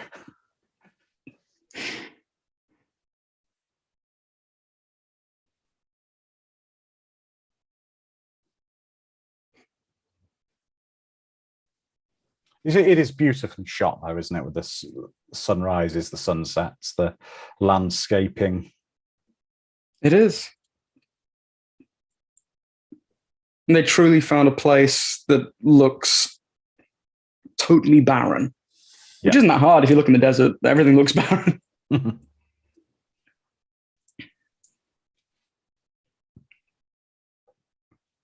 What I want to know is, in Conan the Destroyer, we don't see Subatoy anymore. He survives this film, but we don't see him again. I want to know what happened to the character. Right? We need a side story. Yep. I want to say that Vulture tastes like chicken.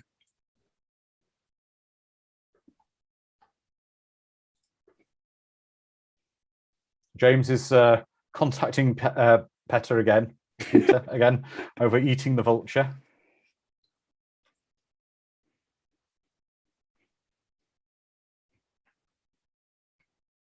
Quick, give him some chapstick.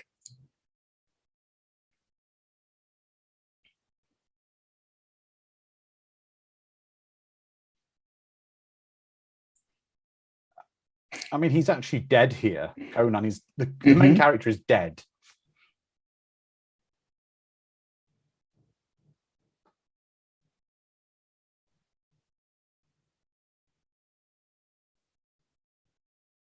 It's probably not many films actually where the main character does, and this is based on Japanese.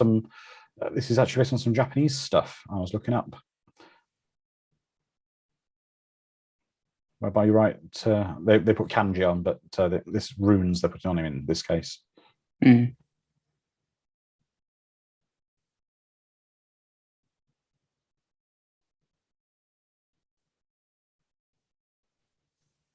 Yes, Andrew saying he's mostly dead. Miracle Max. Yep. That is a watch party we will be doing this year. We are going to be doing The Princess Bride at some point. Good. But everyone will be quoting along to that.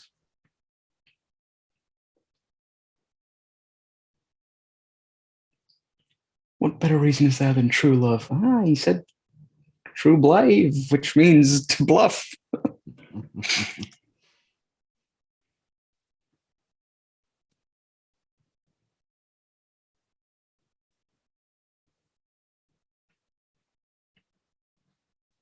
Wow. She means business.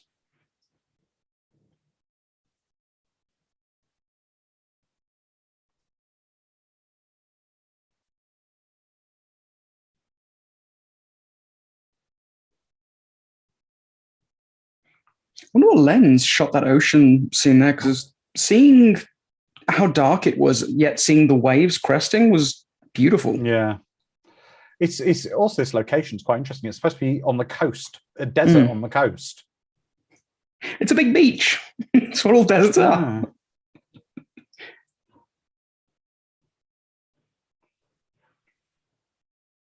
Oh, frag. The puns are starting. He was only dead tired.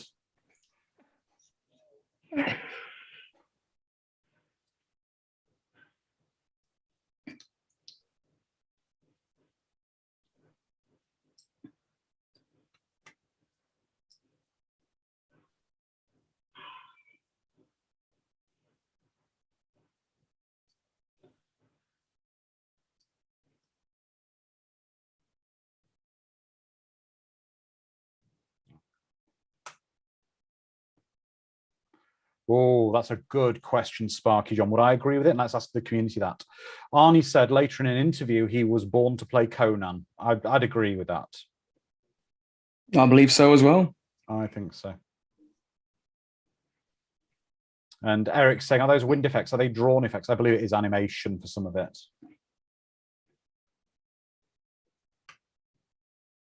The spirits most certainly are.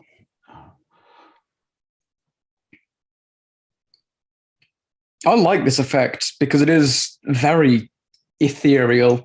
It is.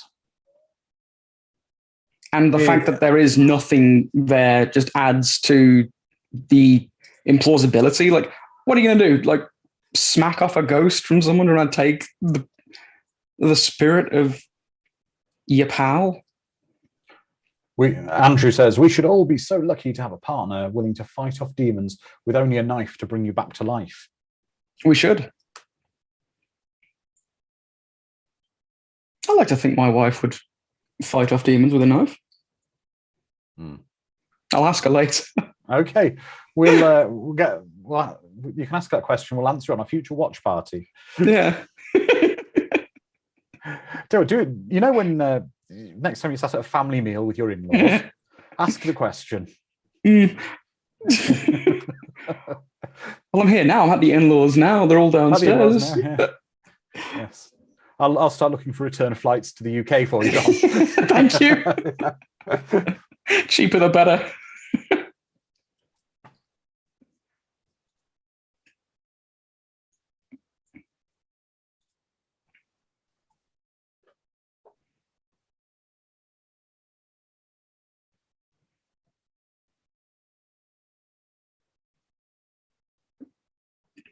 Yep, Mad Math. That's a very good Valentine's Day card.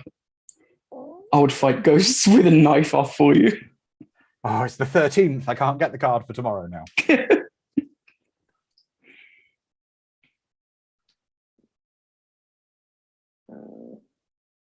My favorite Valentine's card I ever got my wife was one that said, I still love you even if you load the dishwasher wrong. That's such a British thing. It is. Beta version 1 says, Basil Podorus had to look up. He did such a great job with the soundtrack. He did. I kind of like this scene with Conan kind of knuckling down in a way here. He had almost got a little complacent, I think. Well, victory after victory will do that to you.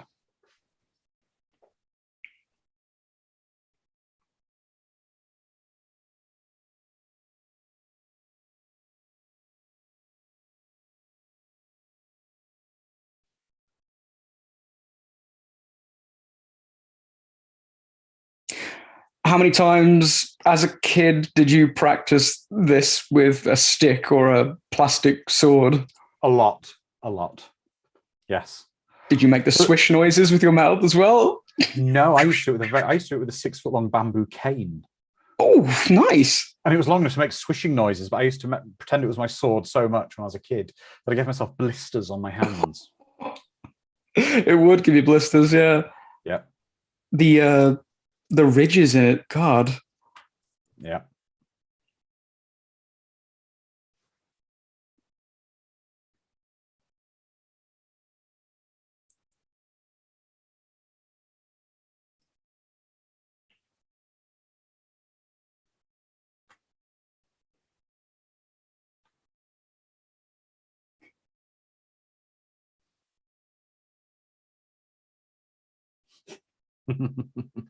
Andrew on YouTube says, as a kid, I practiced that last month.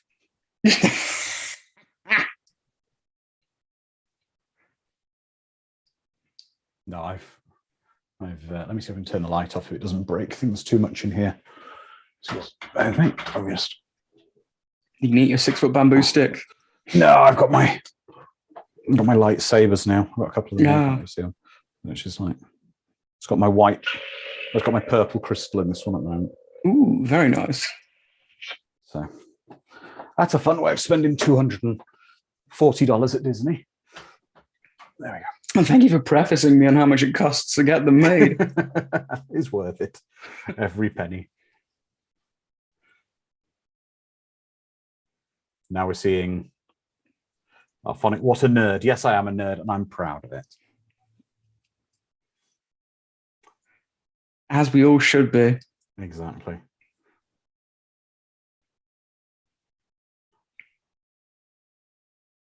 Perfect sand dune like crests like that are so satisfying to me. I love seeing them. Comb the desert. I'm thinking of Spaceballs now.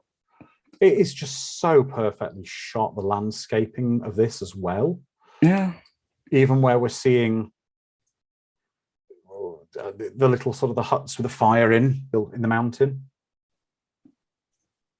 The irony is filming in places like this shouldn't be too costly because permits, well, you wouldn't really need them. The sets that they made would have been, that's where the money would have been. Also, just the skill at which they're filming this, they're taking care at picking these shots. I mean, this is beautiful. Every scene is just wonderful. It's like a painting. It's like really medieval art. Yeah. It literally is a comic book come to life. Well, even you can imagine these, it is like drawings come to life, this film. Yeah. It's a D&D campaign. Yep.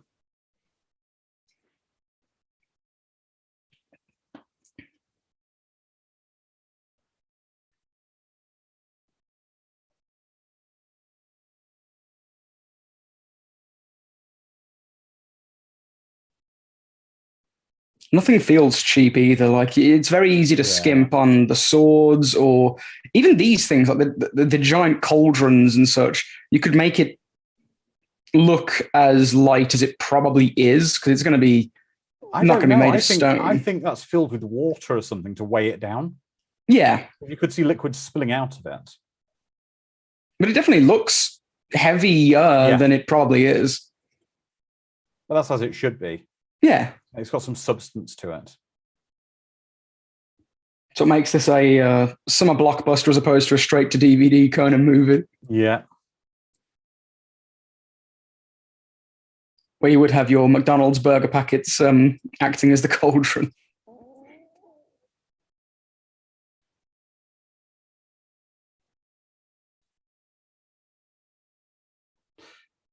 Well, technically, apparently Marvel owned the comic book rights to Conan. Does that now make Conan a Marvel hero? Hey, I'll go with that.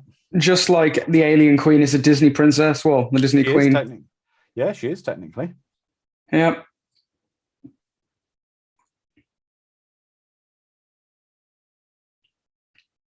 I've told you the two Disney crossovers. The crossovers I want to make involving aliens.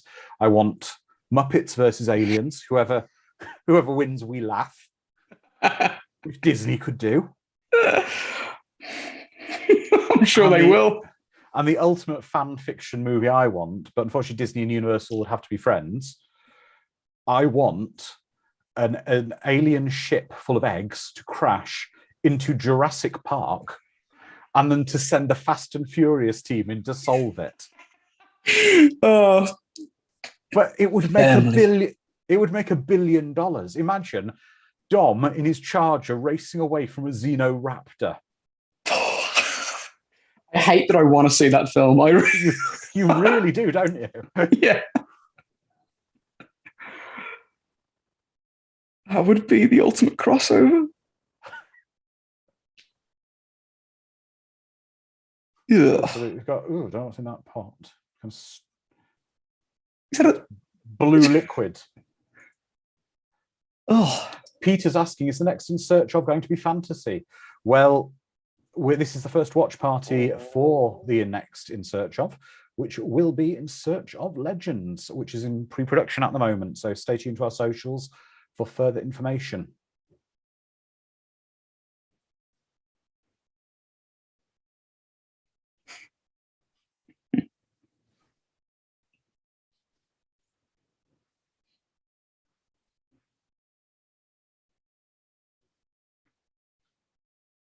Oh, David Green. Hello, David, who's joined us on YouTube. He's asking, is Subatoy from a Robert Howard story? I'm not sure.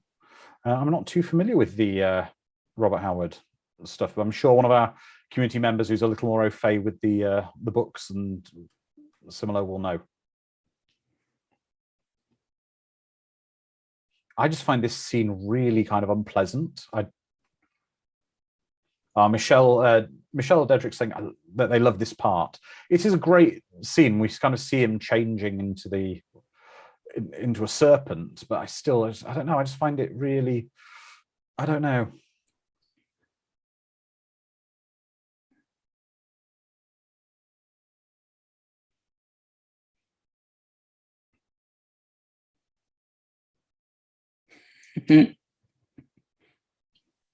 I think it's the music that makes me uncomfortable in this way. It's very it's jolly.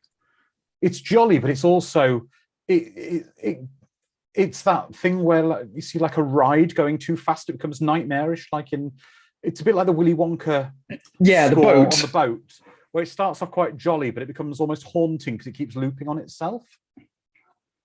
And everyone just passes out. Peter version 1 saying, I had nightmares as a kid from this scene.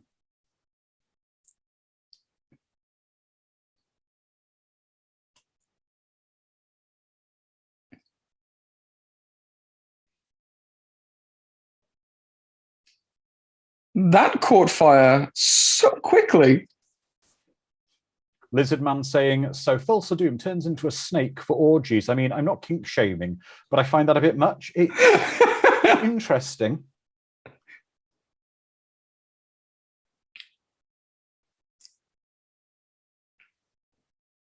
Andrew on YouTube is saying, it's the best shape-shifting scene that could be done at the time. It's very, very good. And also he's really enjoying the fantasy body camo, which I think is awesome, their body paint. Yeah.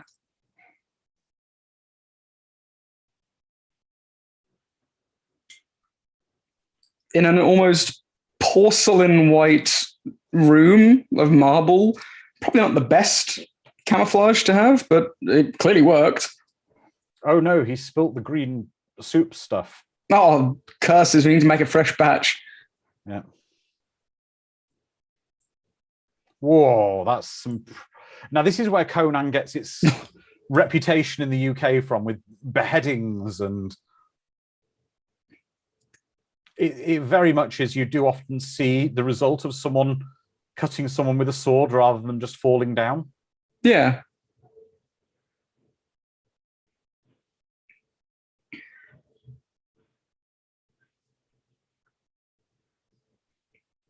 That's a very good question for Andrew over on YouTube.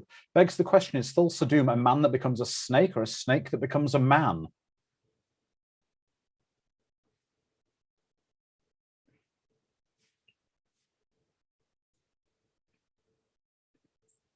I do like how he carved out all these like snake escape tunnels.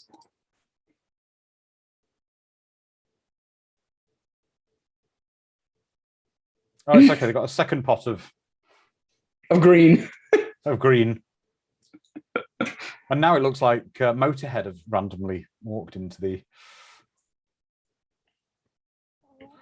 Oh. That head that came out of there, was that someone's head that got chopped into there? Or was that actually a person? I think there was people in the green soup, because when the guy was stirring it, I saw a hand bob up to the surface.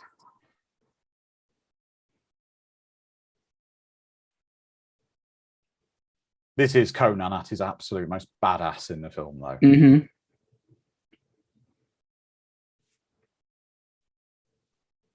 How did he see him? He's camouflaged. He should be invisible.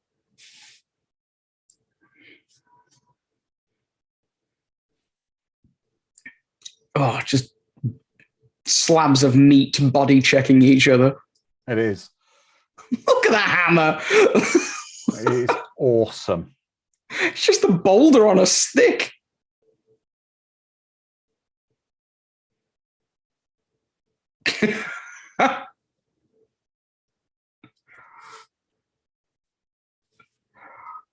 Whoops, I done broke the whole pillar. Calbot's saying, if you look at the scene where they're carrying the soup out, there are eviscerated human torsos hanging about, so I believe they were the soup ingredients. That would make sense. There you go. People soup, my favorite.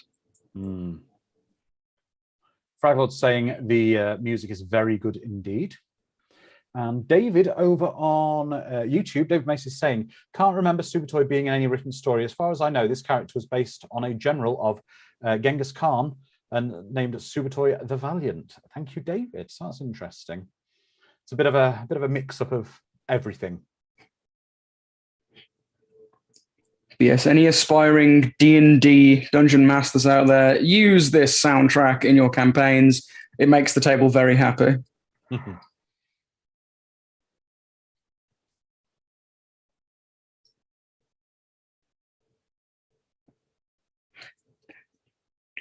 I know people have critiqued like the combat, as in it's not realistic fighting with swords and such, but everyone seems really competent with the way they handle the weapons. I think it is realistic fighting with a sword because it's very clunky, but you've got to remember this is barbarian type sword fighting. They're not using rapiers, they're using big heavy swords.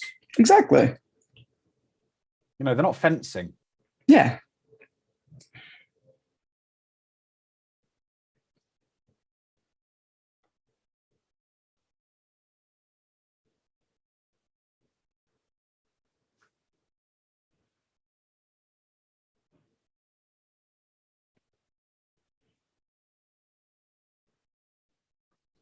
Yes, Lizardman, exactly. Are we really complaining about the realism of a movie where a dude turns into a snake? Good point. Yeah, normally turning into a snake takes days. Let's face it, it can't be done in a matter of minutes. Exactly. And Andrew on YouTube saying, Conan the Barbarian soundtrack used in fantasy role-playing games since 1982. As it should be.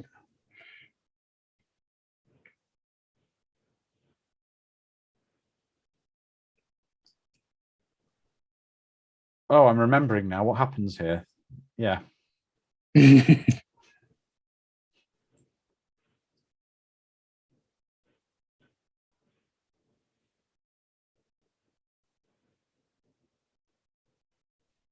Interesting.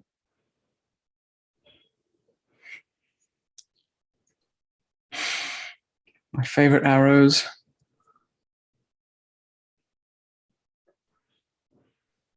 Michelle saying, I love how they use a snake as arrows. It's interesting. It's very unique.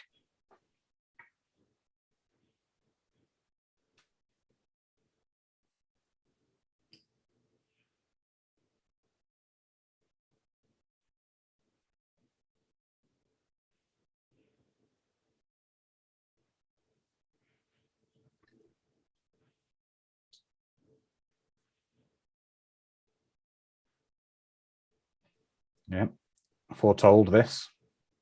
It's foreshadowed, wasn't it, the death? Mm-hmm.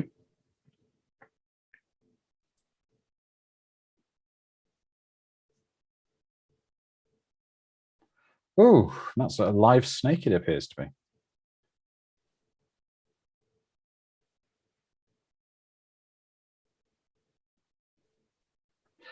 Lizardman saying, you think Thulsa Doom took the snake motif too far? I mean, not everything has to be like a snake. Like one thing could not be a snake, and this is coming from a reptile fanatic.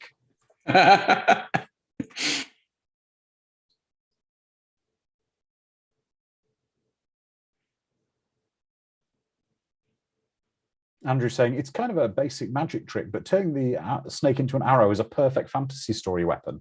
It is kind of cool that he would be able to do that. I like that he's taking the theming as far as he is. It's like Disney theming. Everything is Yeah, I don't know. It's maybe a bit far, I think, for some of the stuff he's doing. I guarantee you go to the bathroom and there's like snake taps and Yeah, snake toilet roll holders. Or, just everything is snake. has to be.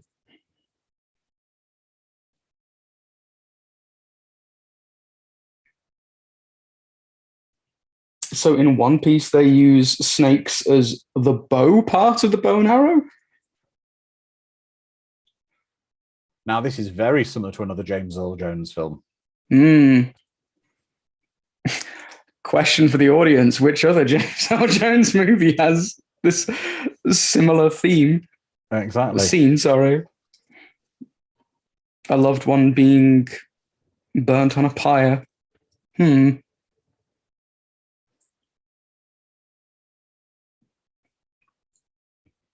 But again, they're giving him very little dialogue.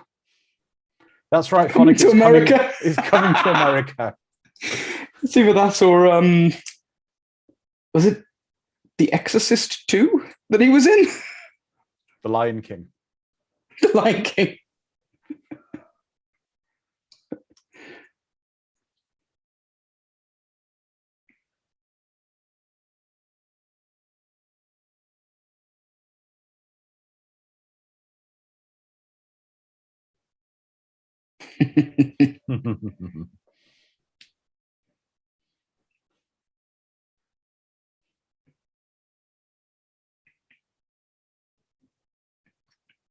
All the imagery as well, it's just so cool.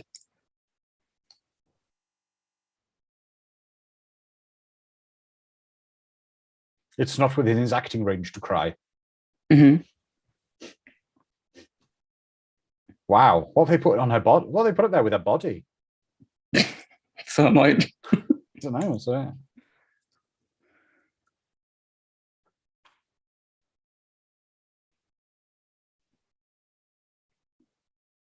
Big boys don't cry. That's right.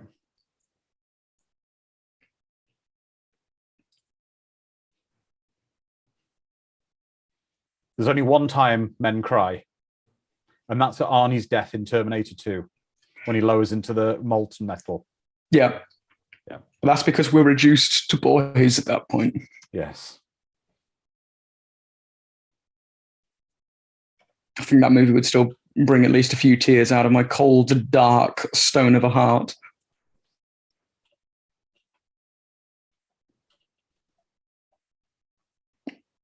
Again, I'd frame this scene in my house somewhere. It's lovely. It is beautiful. It is absolutely beautiful. The whole thing, the way it's shot.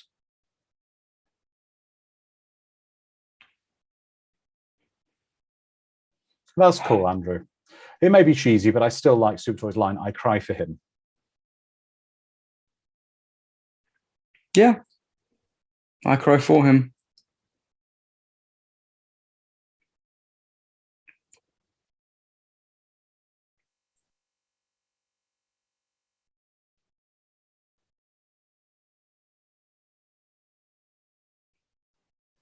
Can't you see I was having a moment? I was.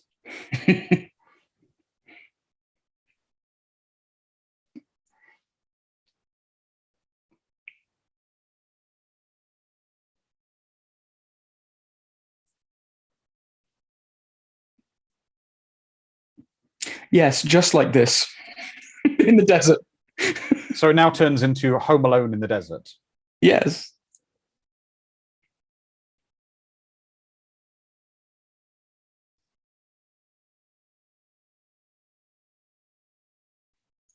It's Home Alone they're now doing.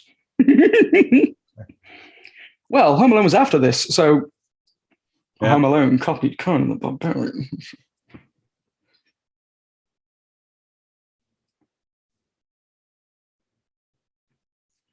It has at least spring. Jedi was at Home Alone with deadlier traps. Well, watch Skyfall, the James Bond film. That's Yeah. Home Alone with deadlier traps.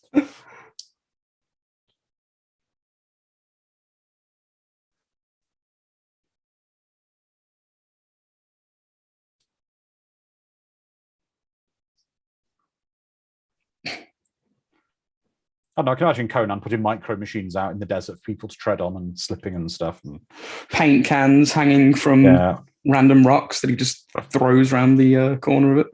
The wet barbarians, Mad Matt says. Wet barbarians. Where's he getting all this lumber from? Well, I don't know. We did see some trees at a distance, but I guess it's that thing back when distances didn't matter. It is 10 miles away to the nearest lumber supply. Yeah. It's like there's some twiglets in the shrub over there, I suppose. No, but I mean, it's like 10 miles was nothing to them to walk it. Yeah.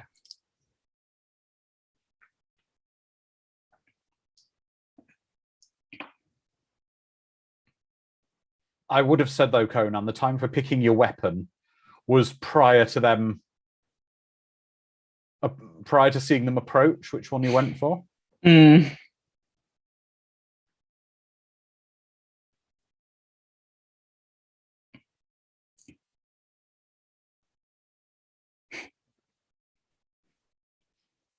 The question is, with some of this armor designs and things, how much was taken from D&D and how much did D&D take from this? It's so malformed at this point that it's difficult to know. Though I'm sure that a lot of Gary Gygax's inspirations came from the books and such. Yeah. But David Green's saying he's getting the big Thulsa's big sort of guard is giving him Lemmy Hulkster vibes. I'd agree with that. He does. He looks like Lemmy from Motorhead.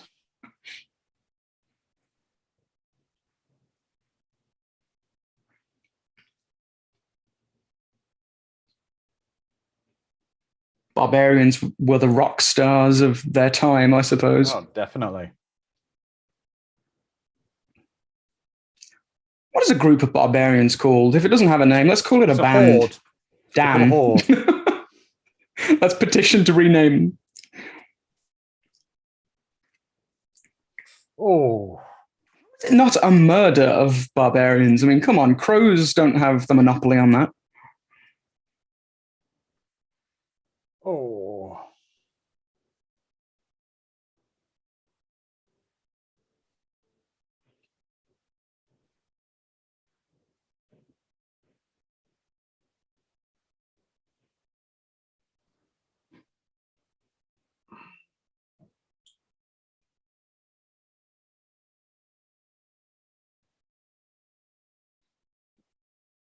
I'll be fair, they're doing very well taking so many people down with all these weapons and yeah. But Andrew's saying, well, D&D was created in the 70s, so I imagine Gygax pulled more from Howard and Tolkien's books. I think there's a bit of a shared everything. I think there's a lot of borrowing, pinching, and from everybody in the genre. Lizard Man saying that D&D is like the fulcrum point where a lot of the fantasy concepts coalesce and mix together. Yeah. Another great barbarian, yes. All the D&D laws coming out. This makes me happy.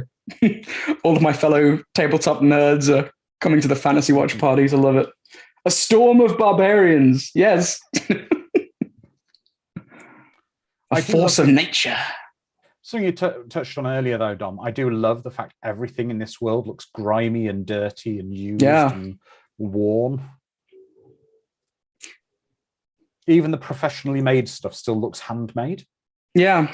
There's got to be set designers and prop makers must want their product to look clean because who wants things to look dirty? So it must be painful for some of these designers to grime up and muddy up their product to make them look used and secondhand, like the Wish.com version of a sword and such. It's like, yeah.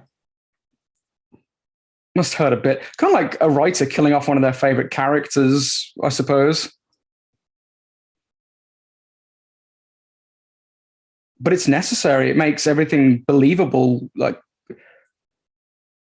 it makes the world feel lived in rather than actors have been placed into a crystal clean set.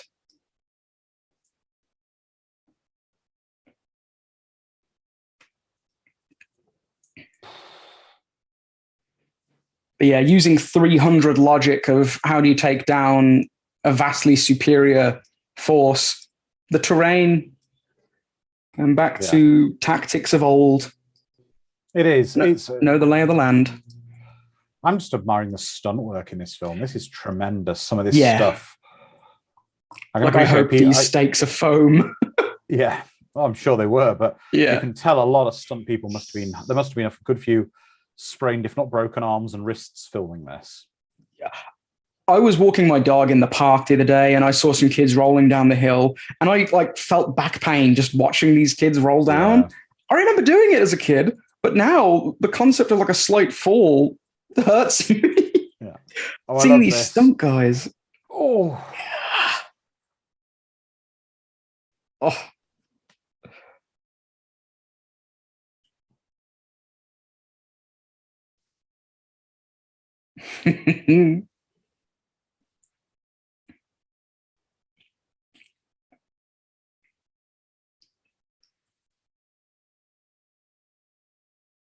In fact, Conan's quite happy just watching the guy die.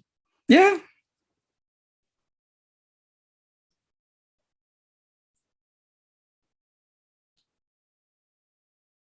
That's right, Eric. That's how he learned to make those traps in Predator.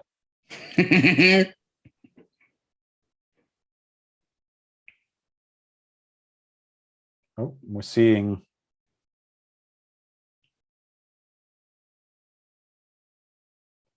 She appears to be more of a Valkyrie now, the way she was dressed there.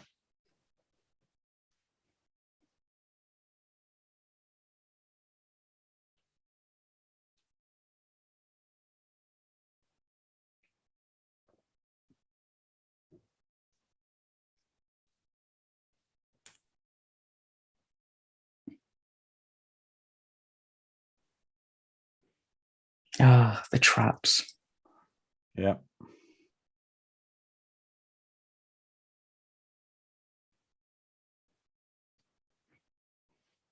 And of course, that's his father's sword just been snapped by Conan, isn't it? I believe. I think it is. Yeah.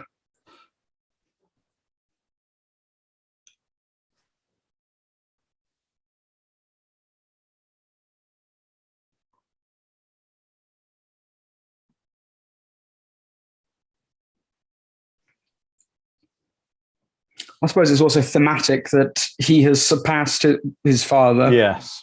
It's very fantasy. The thing as well I was going to bring up there was you can see what Fulston was saying about how he was obsessed. Thank you, Andrew, and Sparky John confirming that was his father's sword. It's also showing that Fulston, who said he was obsessed with steel, etc., he wanted the sword initially. He's given it to his sort of second in command now. It wasn't Fulce's personal weapon. So it was because the snake daggers and arrows. Yeah, but it kind of shows the pointlessness of his parents' death as well. Yeah. Yeah, we can see that was his father's sword. My dad wasn't as good at making swords as I thought. Those damned Atlanteans were better. Well, yes.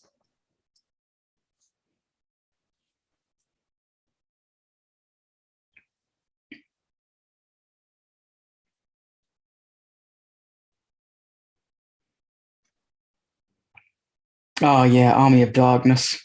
It'd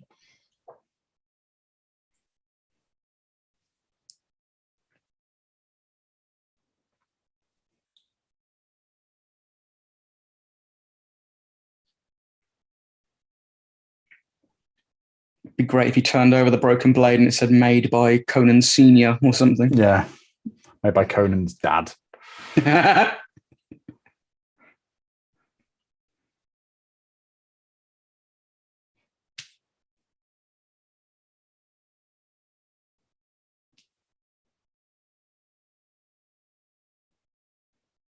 You can see Conan's, basically, this is not finished yet, as far as he's concerned.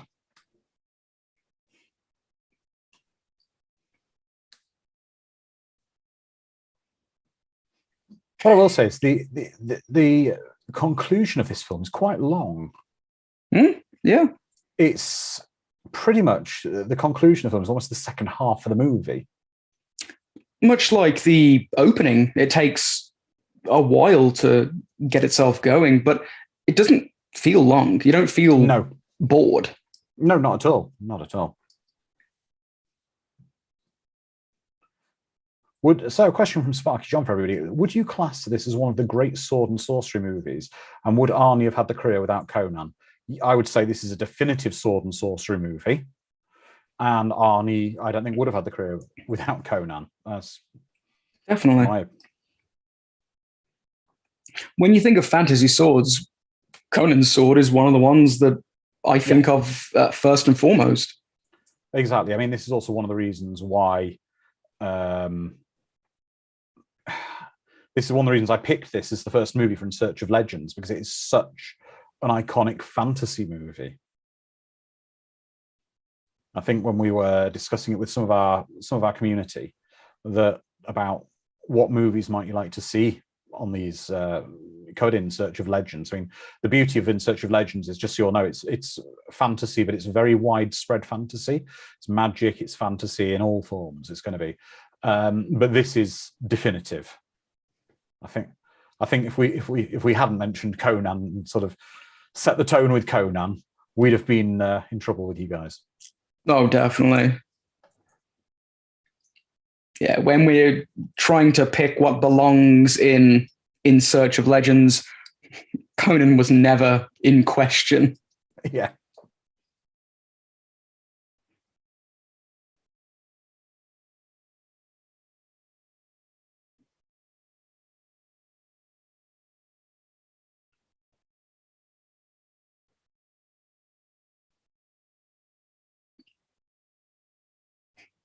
James Earl Jim Jones.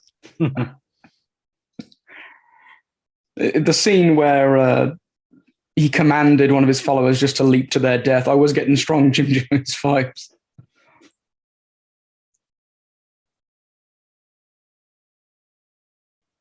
But again, this is the genius in this film. That while Arnie can glare but his vocalization of his lines wasn't so great, surrounded by fantastic actors, James Earl Jones, Max von Sydow, to do the heavy lifting of the talking for him.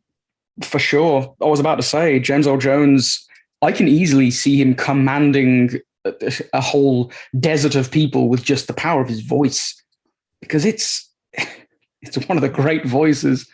Oh, definitely.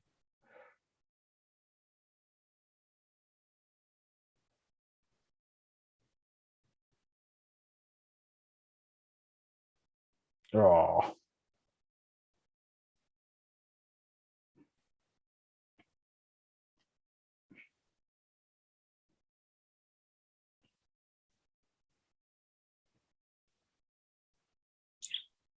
The Rock wouldn't have had a career without his cameo in The Mummy Returns. I mean, probably not, yeah. Fraglord is saying, can't say any other sword and fantasy comes close unless Masters of the Universe, the movie canvas. Yeah, I'll go with. It's a combination of sci-fi and sword and sorcery, Masters of the Universe. I just love the way he casually just tosses the head down there. Yep, just... Here you go. Here's your boss. And discards the remains of his father's sword as if to say, I'm done with that now. That's... Yep, this is... I don't need a father. Exactly. He's more than his upbringing. I mean, this is Conan throwing away all the baggage of his upbringing, his past, and his life. I suppose, in a way, when we get to Conan the Destroyer, we see Conan as a freer spirit. He's haunted by Valeria, but he is now just free. I think this is the first time we see him actually be free, because he's not. He's always been a slave. Even when he wasn't a slave, he was captured by Thulsa Doom, made to be a slave as a boy. He was, well, freed into being a warrior slave, but then he immediately put himself into servitude to be in a quest to avenge his parents. Yep. And that's where we got to now. So it's the first time he hasn't got something else influencing his life. every decision he makes now is his to make. It isn't about avenging something that has dictated the path he chooses. Now the world's open to him. Yeah. Much like the cult. I can in some ways pondering, like, what the hell do I do now with my life? But it is. It's the first time he's free in his life to decide what, who, and what he's going to do, and is master of his own destiny. Mm-hmm. Welcome to the Jungle. Ooh. I haven't thought of that movie in years. I will say, Icy Matter. Yeah, this film is quite relaxing in parts. Bits of it are. It hits hard action, but then it's quite chilled in parts. The magical score and again the camera work, it's beautiful. In the same way, it captures carnage and action very well. When those moments aren't happening, it's just serene, picturesque.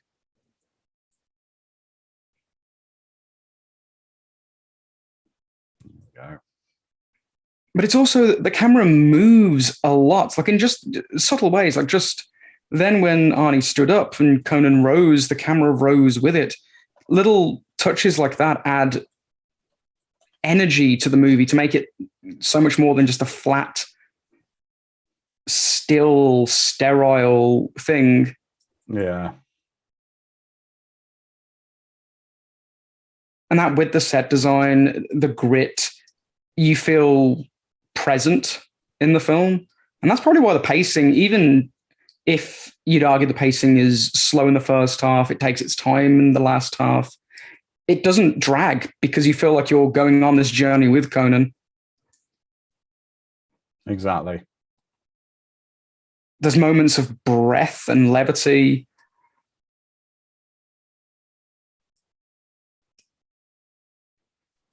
This young lady.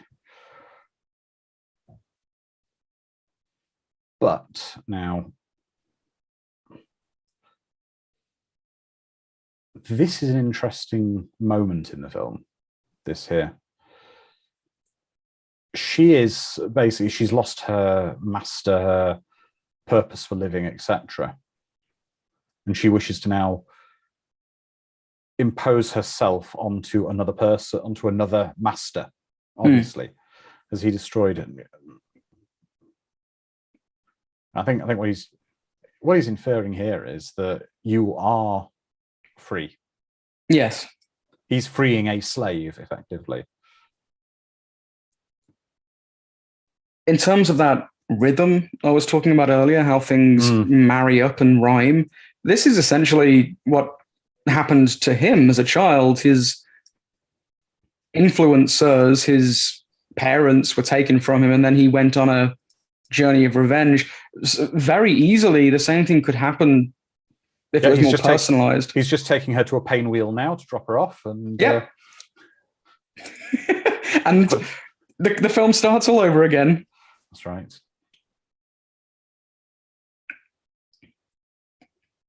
To the pain wheel with you. I want this Conan film. I want this Conan film.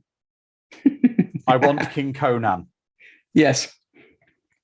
That shot with the god rays coming out. Oh, it's beautiful.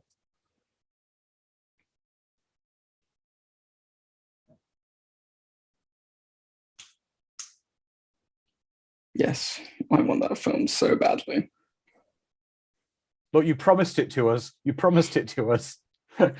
You promised us King Conan 40 years ago. Do it. Yes.